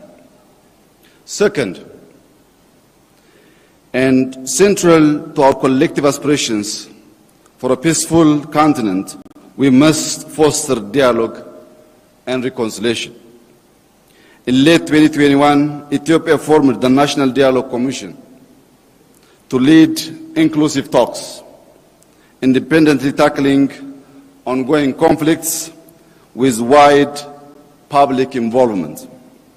The Commission has thus far had consultative dialogue involving tens of thousands of stakeholders over 2 years. Regional dialogue are imminent, aiming to expand participation further. Third, like many IDA countries, Ethiopia faces unemployment and a skill gap challenge, with the government prioritizing accessible education to empower citizens while encouraging youth engagement in startups across various fields. Investment in skills and education is central to Ethiopia's 10-year development plan, with a focus on sectors like agriculture, manufacturing, and tourism, expected to cover over 2 million new jobs. Fourth, universal energy access stands as a cornerstone for sustainable development. As it stands currently, half of our population is still without access to reliable electricity. We are massively investing on clean and renewable energy generation projects, which aims to accelerate universal access to affordable and reliable energy for all our people. Despite possessing over 60,000 megawatt potential from our diverse renewable energy sources, realizing this capacity demands substantial investment. Fifth, the digitalization of economies holds immense potential to enhance connectivity, spur innovation, and expand access to essential services. In Ethiopia, our telecom sector liberalization, mobile money, and digital payment system have expanded financial access in Ethiopia. The National Digital ID program we have launched is also a crucial step towards our digital transformation, greatly improving public service access. Lastly, as stewards of our planet, we must prioritize efforts to build a livable future for all. The Horn of Africa faces escalating threats from climate change, including rising temperature, food insecurity, and extreme weather events. Ethiopia is actively countering this challenge through its Green Legacy initiative, prioritizing afforestation, reforestation, and environmental conservation. With over 32.5 billion seedlings planted towards a goal of 50 billion over 2 phases, Ethiopia aligns with global agreements like the Paris Climate Change Agreement and the 2030 Agenda for Sustainable Development.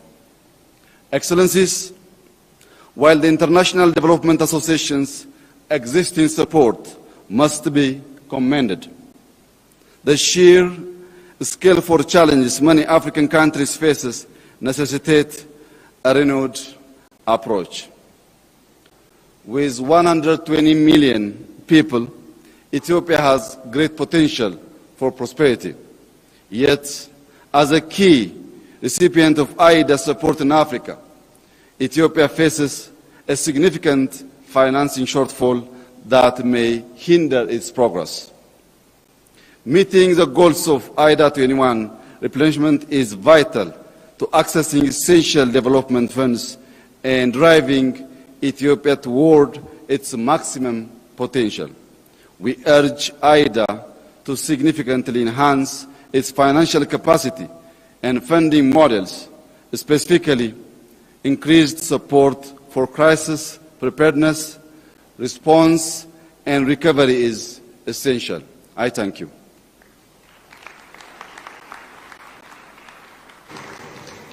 Thank you, Mr. President.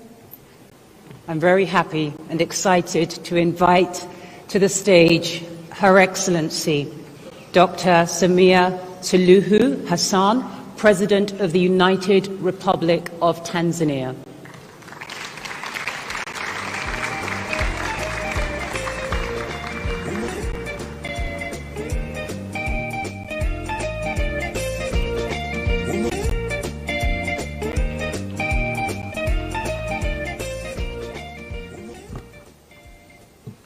Your Excellency, President William Ruto, our host, Chairperson of the African Union, President Mohamed Ghazouani of Mauritania, Excellencies, Heads of State and Government, President of the World Bank, ladies and gentlemen, I thank President Ruto and the government of Kenya for the warm hospitality extended to us and commend him on successful hosting of the summit.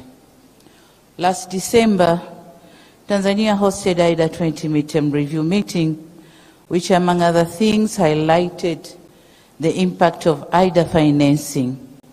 In addition, to emphasize the need for an ambitious IDA21 replenishment, Tanzania reiterated as its appreciation for IDA's collaboration, which has helped to improve maternal and child health indicators, rural electrification rates, access to safe drinking water, and economic recovery more broadly. We believe that it should be a collective effort to highlight both the impactful success stories of IDA and the potential that IDA still has. Indeed, IDA has great potential to help its recipients to leverage resources from other partners.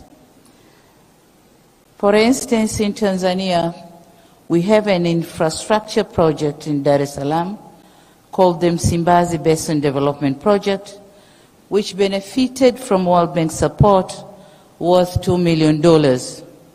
Having secured these resources, Tanzania has already been able to leverage an additional $60 million from other partners for this project, which aims at strengthening flooding or flood resilience and integrated urban development in our economic hub. Excellencies, in a bid to consolidate and building on the successes obtained during IDA20, we are pleased to advance this most important dialogue on IDA21. We are doing so at a time when Africa and the world are still facing the effects of multiple crises.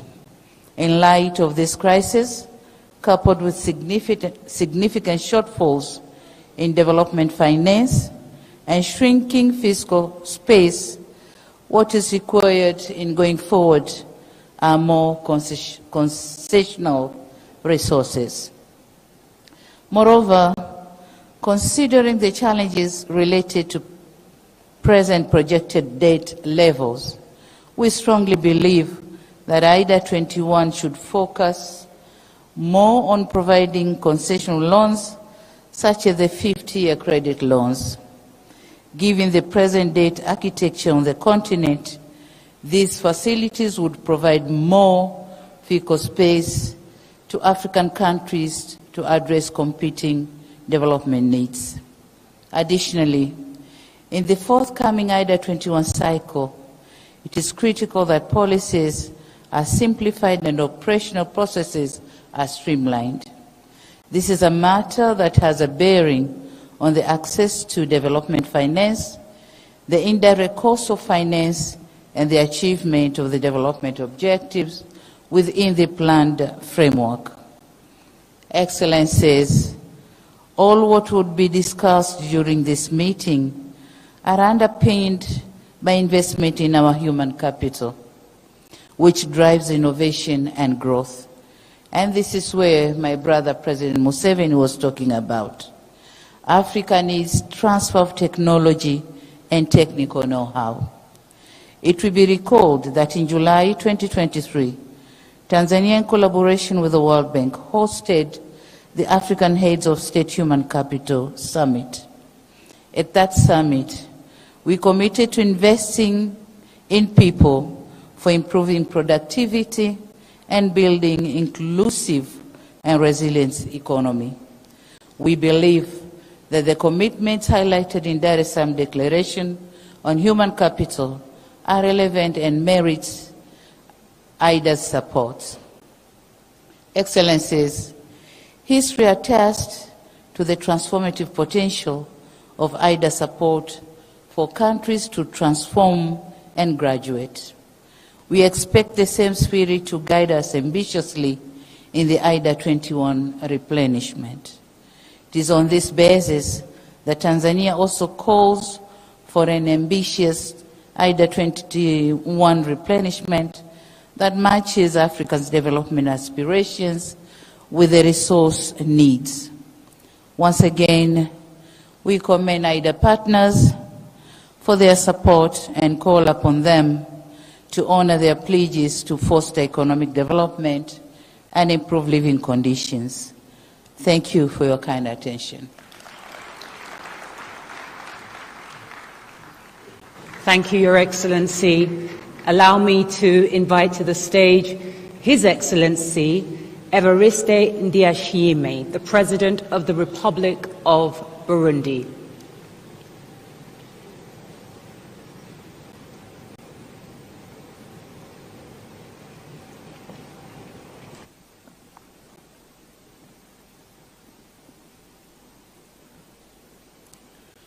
Excellences, Monsieur Samuel William Ruto, Président de la République du Kenya, Excellences, Monsieur le Président de l'Union africaine et Président de la Mauritanie, Excellences, Monsieur le Président de la Banque mondiale, Excellences, Monsieur le chef d'État et de gouvernement, Excellences, distingués invités, Mesdames, Messieurs, permettez-moi de commencer mon discours en rendant gloire à Dieu qui nous a permis de nous retrouver dans cette belle ville de Nairobi et d'adresser mes remerciements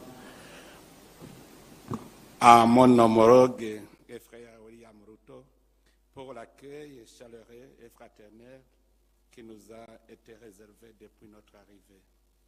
Excellences, Mesdames, Messieurs, à l'instar d'autres pays, le Burundi se doit de redresser la tendance pour améliorer les conditions de vie des Burundais qui reflètent les inégalités sociales, d'opérer une transformation économique de manière à augmenter et diversifier la production sans entraver l'équilibre écologique, de maîtriser la démographie galopante et de pallier aux effets du changement climatique.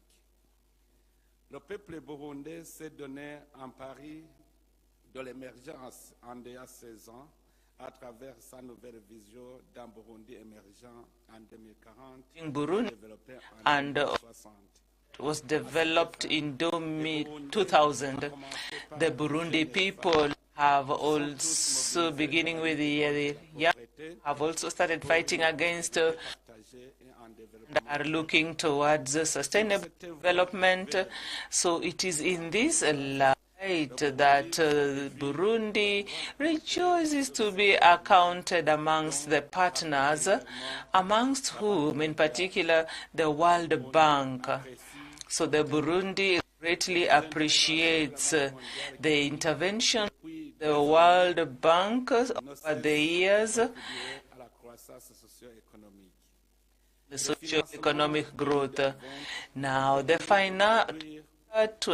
financing and to have sustainable impact in the energy sector, economy, the environment, education, health, community development, infrastructures for transport and social development, context where our economy had been touched by shocks and whose effect COVID-19, the Ukrainian conflict, the world fiscal condition, climate changes, and to all this we can add the sanctions that Burundi has known since 2015.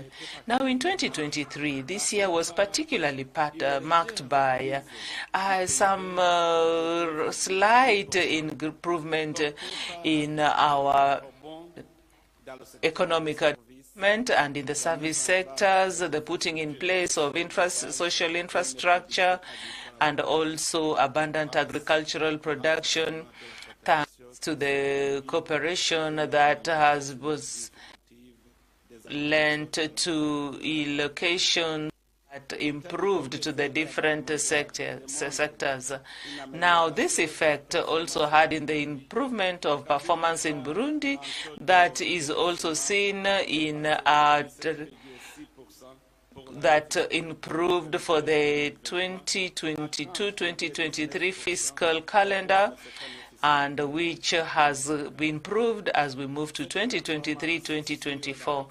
This performance on our capacity also comes from the efforts and the reforms that have been initiated by the government, and especially in the summit meeting that enabled us to follow up on the projects, and also the strengthening of dialogue between the government and partners using the national strategy in the development cooperation, the strengthening of the budgetary discipline in state institutions, and also microeconomic reforms as part of our achievements. In the case of certain projects, I would cite the dynamic coordinating team for projects, and also the diligence, the communities that also were also part of this team, and also in terms of fertilizers that we have had and seeds, and also the putting in place basic social infrastructure, and also integrated community development projects.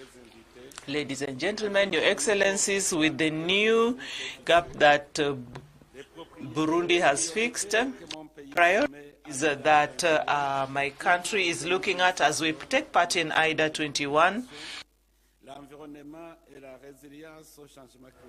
and environment health in face of climate change, and such, especially on reforms in terms of economic governance and statistics, as well as development of important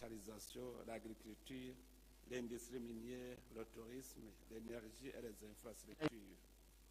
Excellences, Mesdames, Messieurs, à une situation exceptionnelle, il faut des moyens. Ladies and gentlemen, in such an exceptional context, we have also been able to know that our tools in the industry are sometimes obsolete, and this also has an impact on production, and also the need for social economic integration, the effects of climate change in particular, and especially the rise of Lake Tanganyika waters. We have had floods as well. These all lead me to advocate positively for aid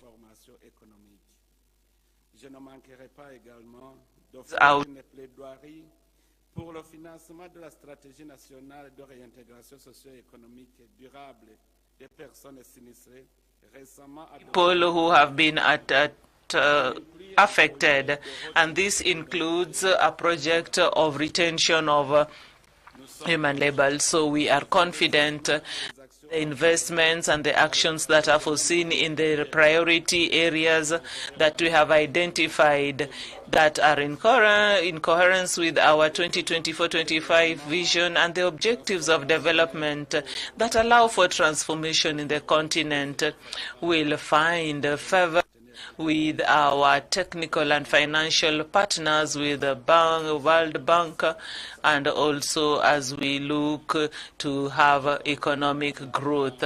I'd like to end and as I express our thanks to the efforts of our leaders, and also reaffirm the commitment of Burundi to play its role to ensure resilient and inclusive growth. I thank you all for lending me your ears.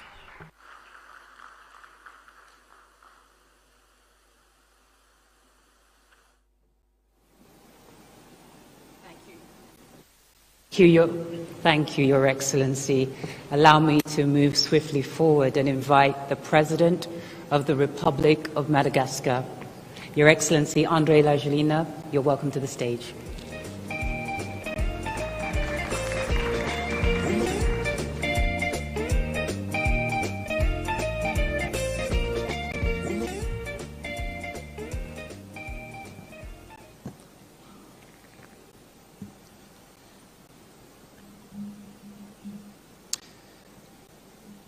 Excellences, Monsieur le Président de la République du Kenya, Excellences, Messieurs les chefs d'État et de gouvernement, Monsieur le Président de la Banque mondiale, Mesdames et Messieurs les représentants de l'IDA, Ladies and gentlemen, representatives of leaders and institutional financial institutions, and Your Excellency, Mesdames et our Messieurs, lenders, ladies and gentlemen, je tiens tout d'abord I would like for all to express my gratitude and my thanks au président et au to peuple the kenyan President and the people pour l'hospitalité à l'endroit de ma délégation et moi-même that my depuis delegation notre and my arrivée team have received ici à since our Nairobi. arrival here in Nairobi. Je félicite le I'd like président to congratulate President William Ruto for the organization and the World Bank for the regular organization of this high-level meeting that reunites the contributors and the leaders and the beneficiaries, and also to strengthen solidarity and to have a better path for our continent, that is Africa. In effect, this summit allows us to express ourselves, to strengthen the financing of the African country pays, also to help us attain our development objectives and sustain the people lived through the consequences of climate change. The participation of Madagascar in this meeting is important because that gives me the opportunity to talk about the important, considerable impact of this project in Madagascar that is by the World Bank through IDA. Like you know, in the later years, the consequences of climate change have become more and more devastating. I'd like to take this opportunity to express my solidarity with the Kenyan people who are still going through today the consequences of tragic flooding for a number of weeks now. In Madagascar, the cyclones have become more and more frequent and violent. Like you know, my country is really exposed to climate change, and especially when we talk about the strategic position of the country and the character of our geographical position of our country makes us more vulnerable. The last cyclone into just destroyed the north of my country. Kilometers of roads were destroyed. Thousands of agricultural land was flooded and destroyed. And we have just, in a year, we've had about need at least 2 to 3 years of reconstructions. Yet in the light of climate change, in the south, of the mainland, we have seen a diminution of the lands are arid and do not allow the people to fill them well and also to meet their basic needs. Families are living we have thousands of children who are also malnourished. Ladies and gentlemen, dear leaders, you know that each day for decades now, Africa faces fratricide to fight against poverty because this leads to deaths. We need more financing to be able to combat this, to win this war. Today, on the African continent, more than 215 million children are suffering from underdevelopment and malnutrition. Like the African Bank of Development says, malnutrition is one of the causes, one principal causes of mortality of children under the age of 5. The daily reality of more people is touched by this tragedy. Now, in the light of such an obstacle, so the solutions that will look at investment in population, and that means that we need to be more powerful, that is more powerful and missiles. I'd like to thank the World Bank and its leaders for having given us the means to combat malnutrition in Madagascar.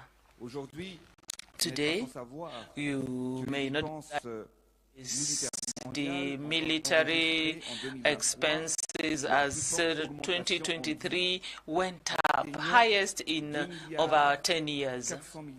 So we'd had up to millions of dollars, and we are also suffering the effects of the war in Ukraine. But I have a question. We have invested $2 billion for $2.14 billion on arms, but how much are we going to invest to save lives on the African continent? So I now to invite our partners and like-minded countries to commit finances to construct, fight this war that we fought, fight daily on the African continent, to develop and construct the Africa that we want. I am persuaded and convinced that with solidarity and international cooperation, we can have tangible solutions to this problem. Dear partners, I would like to share with you that since I became the head of Madagascar and since the beginning of my second term, the cooperation with the World Bank have allowed for an positive evolution, for growth, and also to reduce the rate of crime in Madagascar, coming from 40% to 38% currently. So we are able to reduce it further, the level of malnutrition in Madagascar, by another 4%. So I am persuaded that in a number of years we are going to have at least maybe 30 in maximum. We will be able to eradicate malnutrition in Madagascar. In the south of my country, a resilience program has also been put up, dealing with agriculture, water, and local governance. More than 2 million people have benefited from health services and nutrition, with at least 450 communities that have been strengthened. However, the investments in the system, in health system, have allowed us to save a number of lives. Money transfers and other social effects have also allowed us to come to the aid of more than 5 million people in 65%. Amongst whom are 65% women. I'd like to thank the World Bank for all these years of collaboration, for financing that has been and have allowed us to improve our development on significant projects, and with our emergence program in Madagascar, and the results are palpable. I'd like to cite a few examples. Through the main town, and also the construction of strategic roads, which has eased access to agricultural areas and the markets. So we have, since Madagascar has been existing, we have always had the problem of inaccessibility. But right now, the road is tarmacked and it facilitates access of people and goods. This program has impacted and changed the daily life of the population in this region. You know that in Madagascar, about 80% of the population are agriculturalists, but unfortunately, the land does not belong to them. It is for this reason that I have this KICC project that has allowed us to distribute at least 2 million land title deeds of agricultural land, which represents 40% of the population. This will allow the exploitation, the farming, and benefit from the national heritage. Land is sacred, and it is part of our identity. Despite these major advancements, we still have complicated obstacles, and resilience is becoming more and more difficult. Madagascar needs more financing, and it has to be consequentially financing to help us tap to the resources that accumulated over the decades, and also to have electricity made accessible to the population in the big towns. The majority of African population, about 65% of Malgache families, do not have access to electricity. It is for this reason that we have put in place a program to electrify each home through a program which we call Azavana-Wano, or Light for All. We have decided each household in Madagascar has a solar kit. So our objective is within a year and a half for more than 4 million households will have this kit to light up their houses.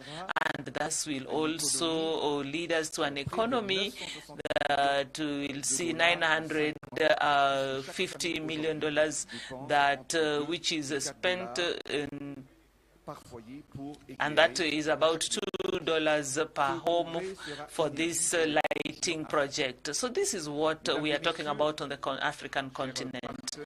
Ladies and gentlemen, dear partners and leaders, like I had said, and I have just done so. So all this investment is to support. It is not only where we are functional. We also have a number of the arms that are devastating us: hunger, famine, natural catastrophes, illnesses, and most of them are brought about by climate change. These are the kind of arms I'm talking about that are touching us annually, and each day there are millions of children who succumb to malnutrition. Millions of people die of hunger, and we also have others who do not get adequate access to health because as they suffer from the devastating effects of climate crisis and change. I'd like to invite us leaders to also improve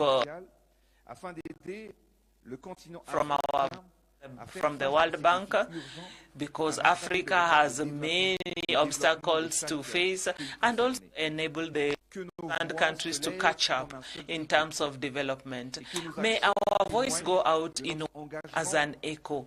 May it also speak about our engagement as we a future for all, and together we'll be able to make a difference. Together we transform poverty into a prosperous future, and with a dignified for our people, so that all generations, the lead generations, depend on what the leaders do today. Thank you to our partners, partner countries, and also to the contributors to IDA. Your aid is determinant in development, on the African continent. And as such, for a country like Madagascar, we support this for our country. So long live today's leaders who are bringing development for tomorrow. Thank you very much for your attention.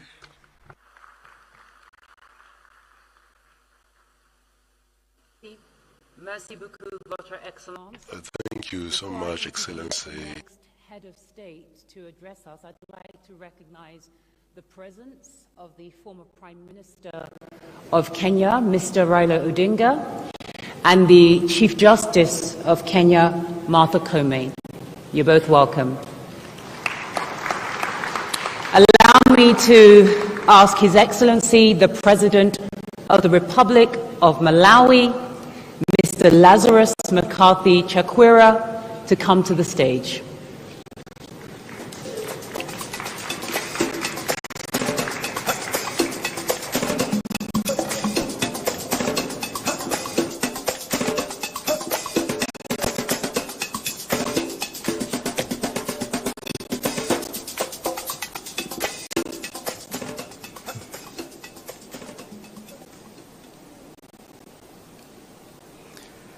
Your Excellency and my brother, Dr. William Ruto, President of the Republic of Kenya,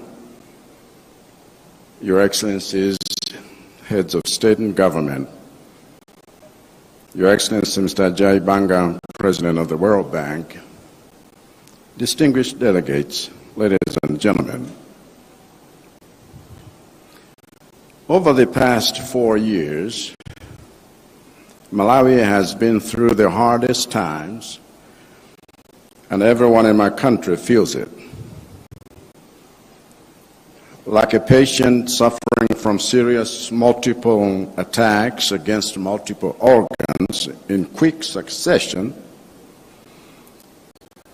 in the less than 60 months I've been president, Malawi, a nation I found already drowning in unsustainable and toxic levels of debt, has not only suffered the devastation of the COVID pandemic,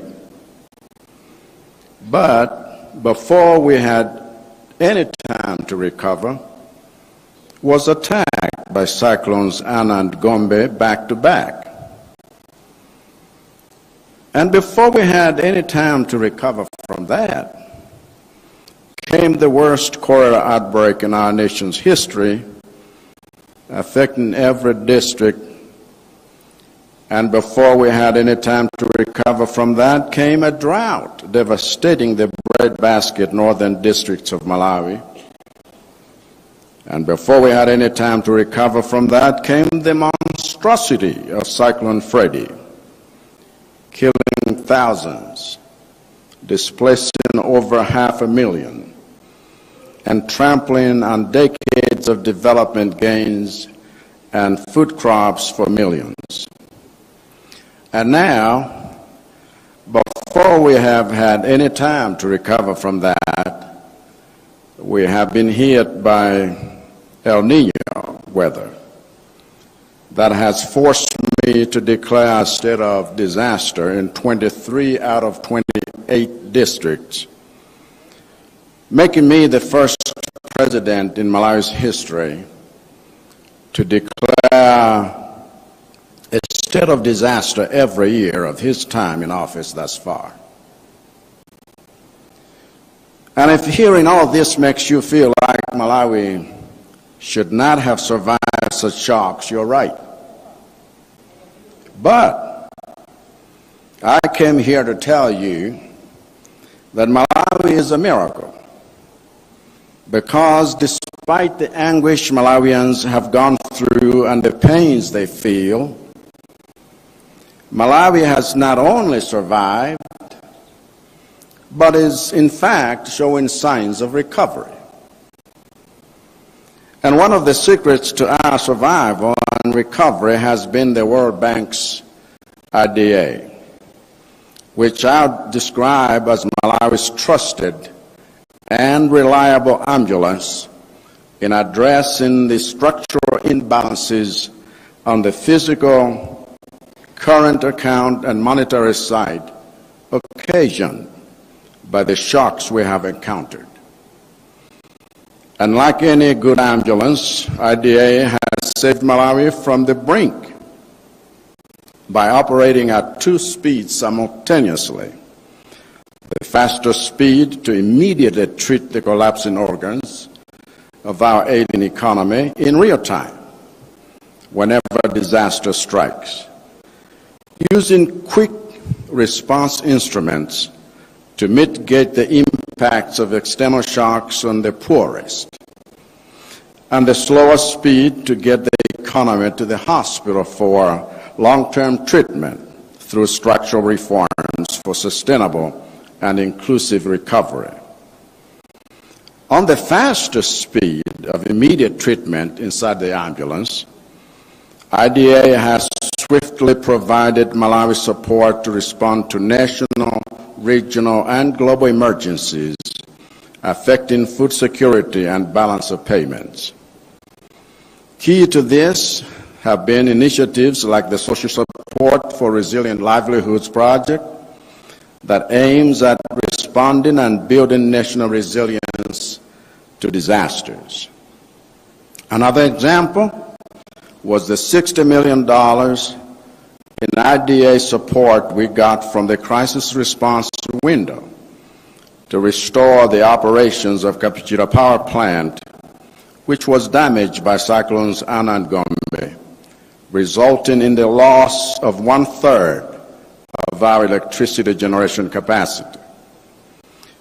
Similarly, IDA is financing big reconstruction and infrastructure damaged by Cyclone Freddy last year, as well as helping us scale and smarten up our social protection systems and engage communities in the restoration of forestry, riverbanks, and degraded landscapes. A more recent example is how the bank has quickly responded to my appeal for $446.5 million in international support for the 9 million Malawians in need of food assistance in the face of El Niño. And it has done so by releasing $57.62 million to support the country's disaster response, while a further $7 million is coming through the sovereign drought insurance policy with the Africa Risk Capacity, ARC. So in total, the emergency care we have received inside the IDA ambulance en route to the hospital has risen from an average of $100 million in disbursements 4 years ago to now around $6 million, which is a record. In fact, Malawi is the first African country to sign up to the IDA's new crisis response toolkit, which will enable IDA to respond even more rapidly going forward. But let me conclude by talking about our ambitions for IDA on the long-term structural issues. Our ambitions go beyond stabilizing the patient, as we have done with our macroeconomic conditions, through our close collaboration with IDA and the International Monetary Fund, IMF. Our ambition is to access even more substantial facilities in the IDA and other instruments the bank has tailor-made for us so that we can invest in the implementation of our ATM strategy, which aims at making heavy investments in the economic potential and productivity of our agriculture, tourism, and mining sectors. Our ambition is to create an inclusively wealthy middle-income economy within the next 6 years by creating mega farms that feed the world, by leveraging irrigation technologies that transcend weather conditions. Our ambition is to generate foreign revenue through tourism products that make Malawi the destination of choice for tourists. Our ambition is to generate wealth from our bastion of mineral riches by adding value to them and using the revenue to develop our people, our public service delivery, our industries, and our infrastructure through the operationalization and capitalization of the newly formed Malawi Development Cooperation. We will therefore appeal for flexibility in the accessibility of IDA facilities, for our ambition is for the bank to go beyond in-ambulance emergency treatment and in-hospital long-term recovery. Our ambition is for the bank to partner with us in building a new Malawi, one that is healthy, a healthy economy capable of being productive and competitive competitive globally, leveraging on the new opportunities and markets emerging from the Africa Continental Free Trade Area. And to safeguard the impact of your investments in this ATM strategy, we have rolled out a fully integrated and comprehensive financial management information system, IFMIS, that will support our first program for results, P4R, financing with IDA. We have implemented energy sector reforms to crowd in new private investors through public-private partnerships. We have enacted the Malawi Disaster Risk Management Act to put our disaster risk management framework in order. And we are seized of the Earth Bank for recognizing these reforms by resuming general budget support to Malawi under Development Policy Operation, DPO. After a decade-long hiatus and following Malawi's successful qualification for the IMF's Extended Credit Facility, ECF, 6 months ago. And with these remarks, Malawi fully welcomes the replenishment of the IDA as a vehicle for economic transformation. Thank you for listening.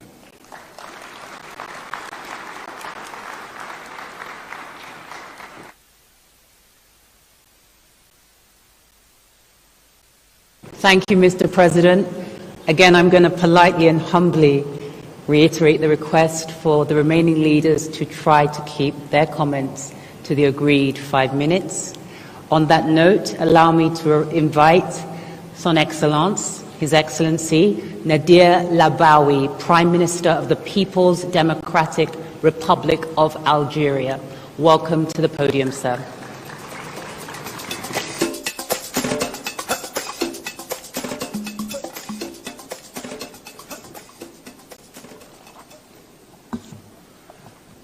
Your Excellency, Mr. President, William Ruto, President of Republic of Kenya, Excellencies, ladies and gentlemen, I'm pleased to convey to Your Excellency and to the brotherly people of Kenya the warmest greeting from your brother, Excellency President Tebboune, who honored me by representing him at this important summit and delivering his statement, the text of which is as follows.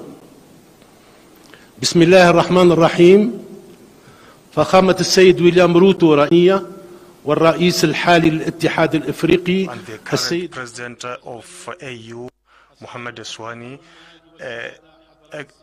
Excellency or Excellency, ladies and gentlemen, in the beginning, allow me my congratulations to President William Ruto and to the people of Kenya, the brotherly sided people, for the good thing of this important summit and this success ID funding, which once allowed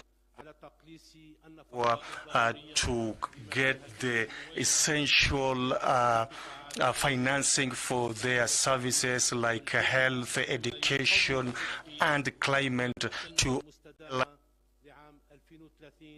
ويحول دون معالجة الأسباب الجذرية التي تغذي النزاعات وعدم الاستقرار. أصحاب الفخامة والمعالي والسعادة، تؤكد الجزائر مجددا على الدور التمويلي المحوري الذي تطلع به المؤسسة الدولية للتنمية، كما تشيد بتخصيصها لأكثر من 70% من مجموع التزاماتها لإفريقيا خلال العملية العشرين لإعادة تأسيس موارد المؤسسة. وتطلع الجزائر إلى انتهاج مقاربة طموحة ونوعية في عملية إعادة تأسيس الموارد to help in the Africans for the needs of the countries which are benefit and will continue to fund so that to to resolve the issue of a lack of funding in the various issues which are of priority for us. In addition, funding of development in Africa is linked to the African vision and African Union of vision for 2063, which Algeria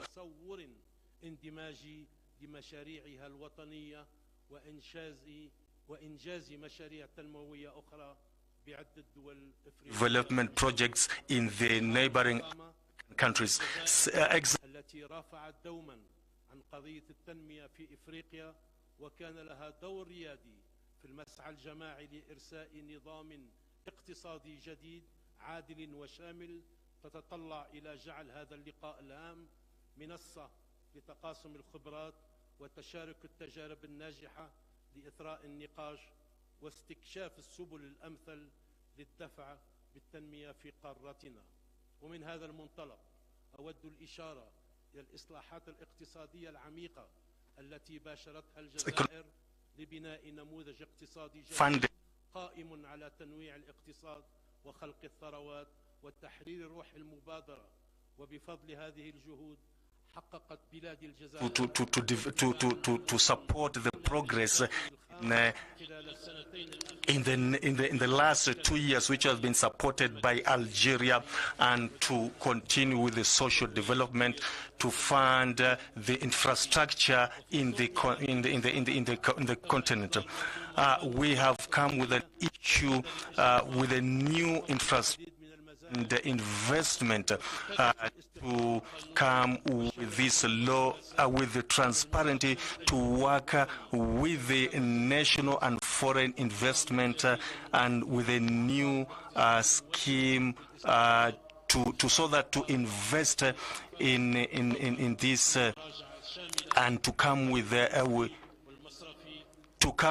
the banking and the financing for the Algerian banks, especially in the African continent. And on the social, we want to continue to have a social justice and enable the citizen to get the services, all the sectors.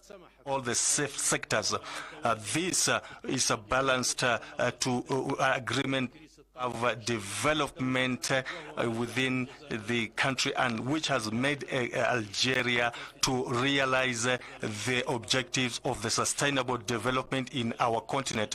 Excellencies, in conclusion, I would like to renew our commitment to work with all the countries and to support all that will come out from this summit, which is necessary for our African continent as a plan to work with the to continue for a good future and sustainable development.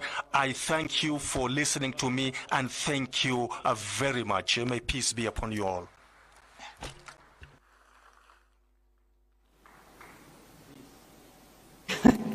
Merci beaucoup. Thank you very much to the Prime Minister of the People's Democratic Republic.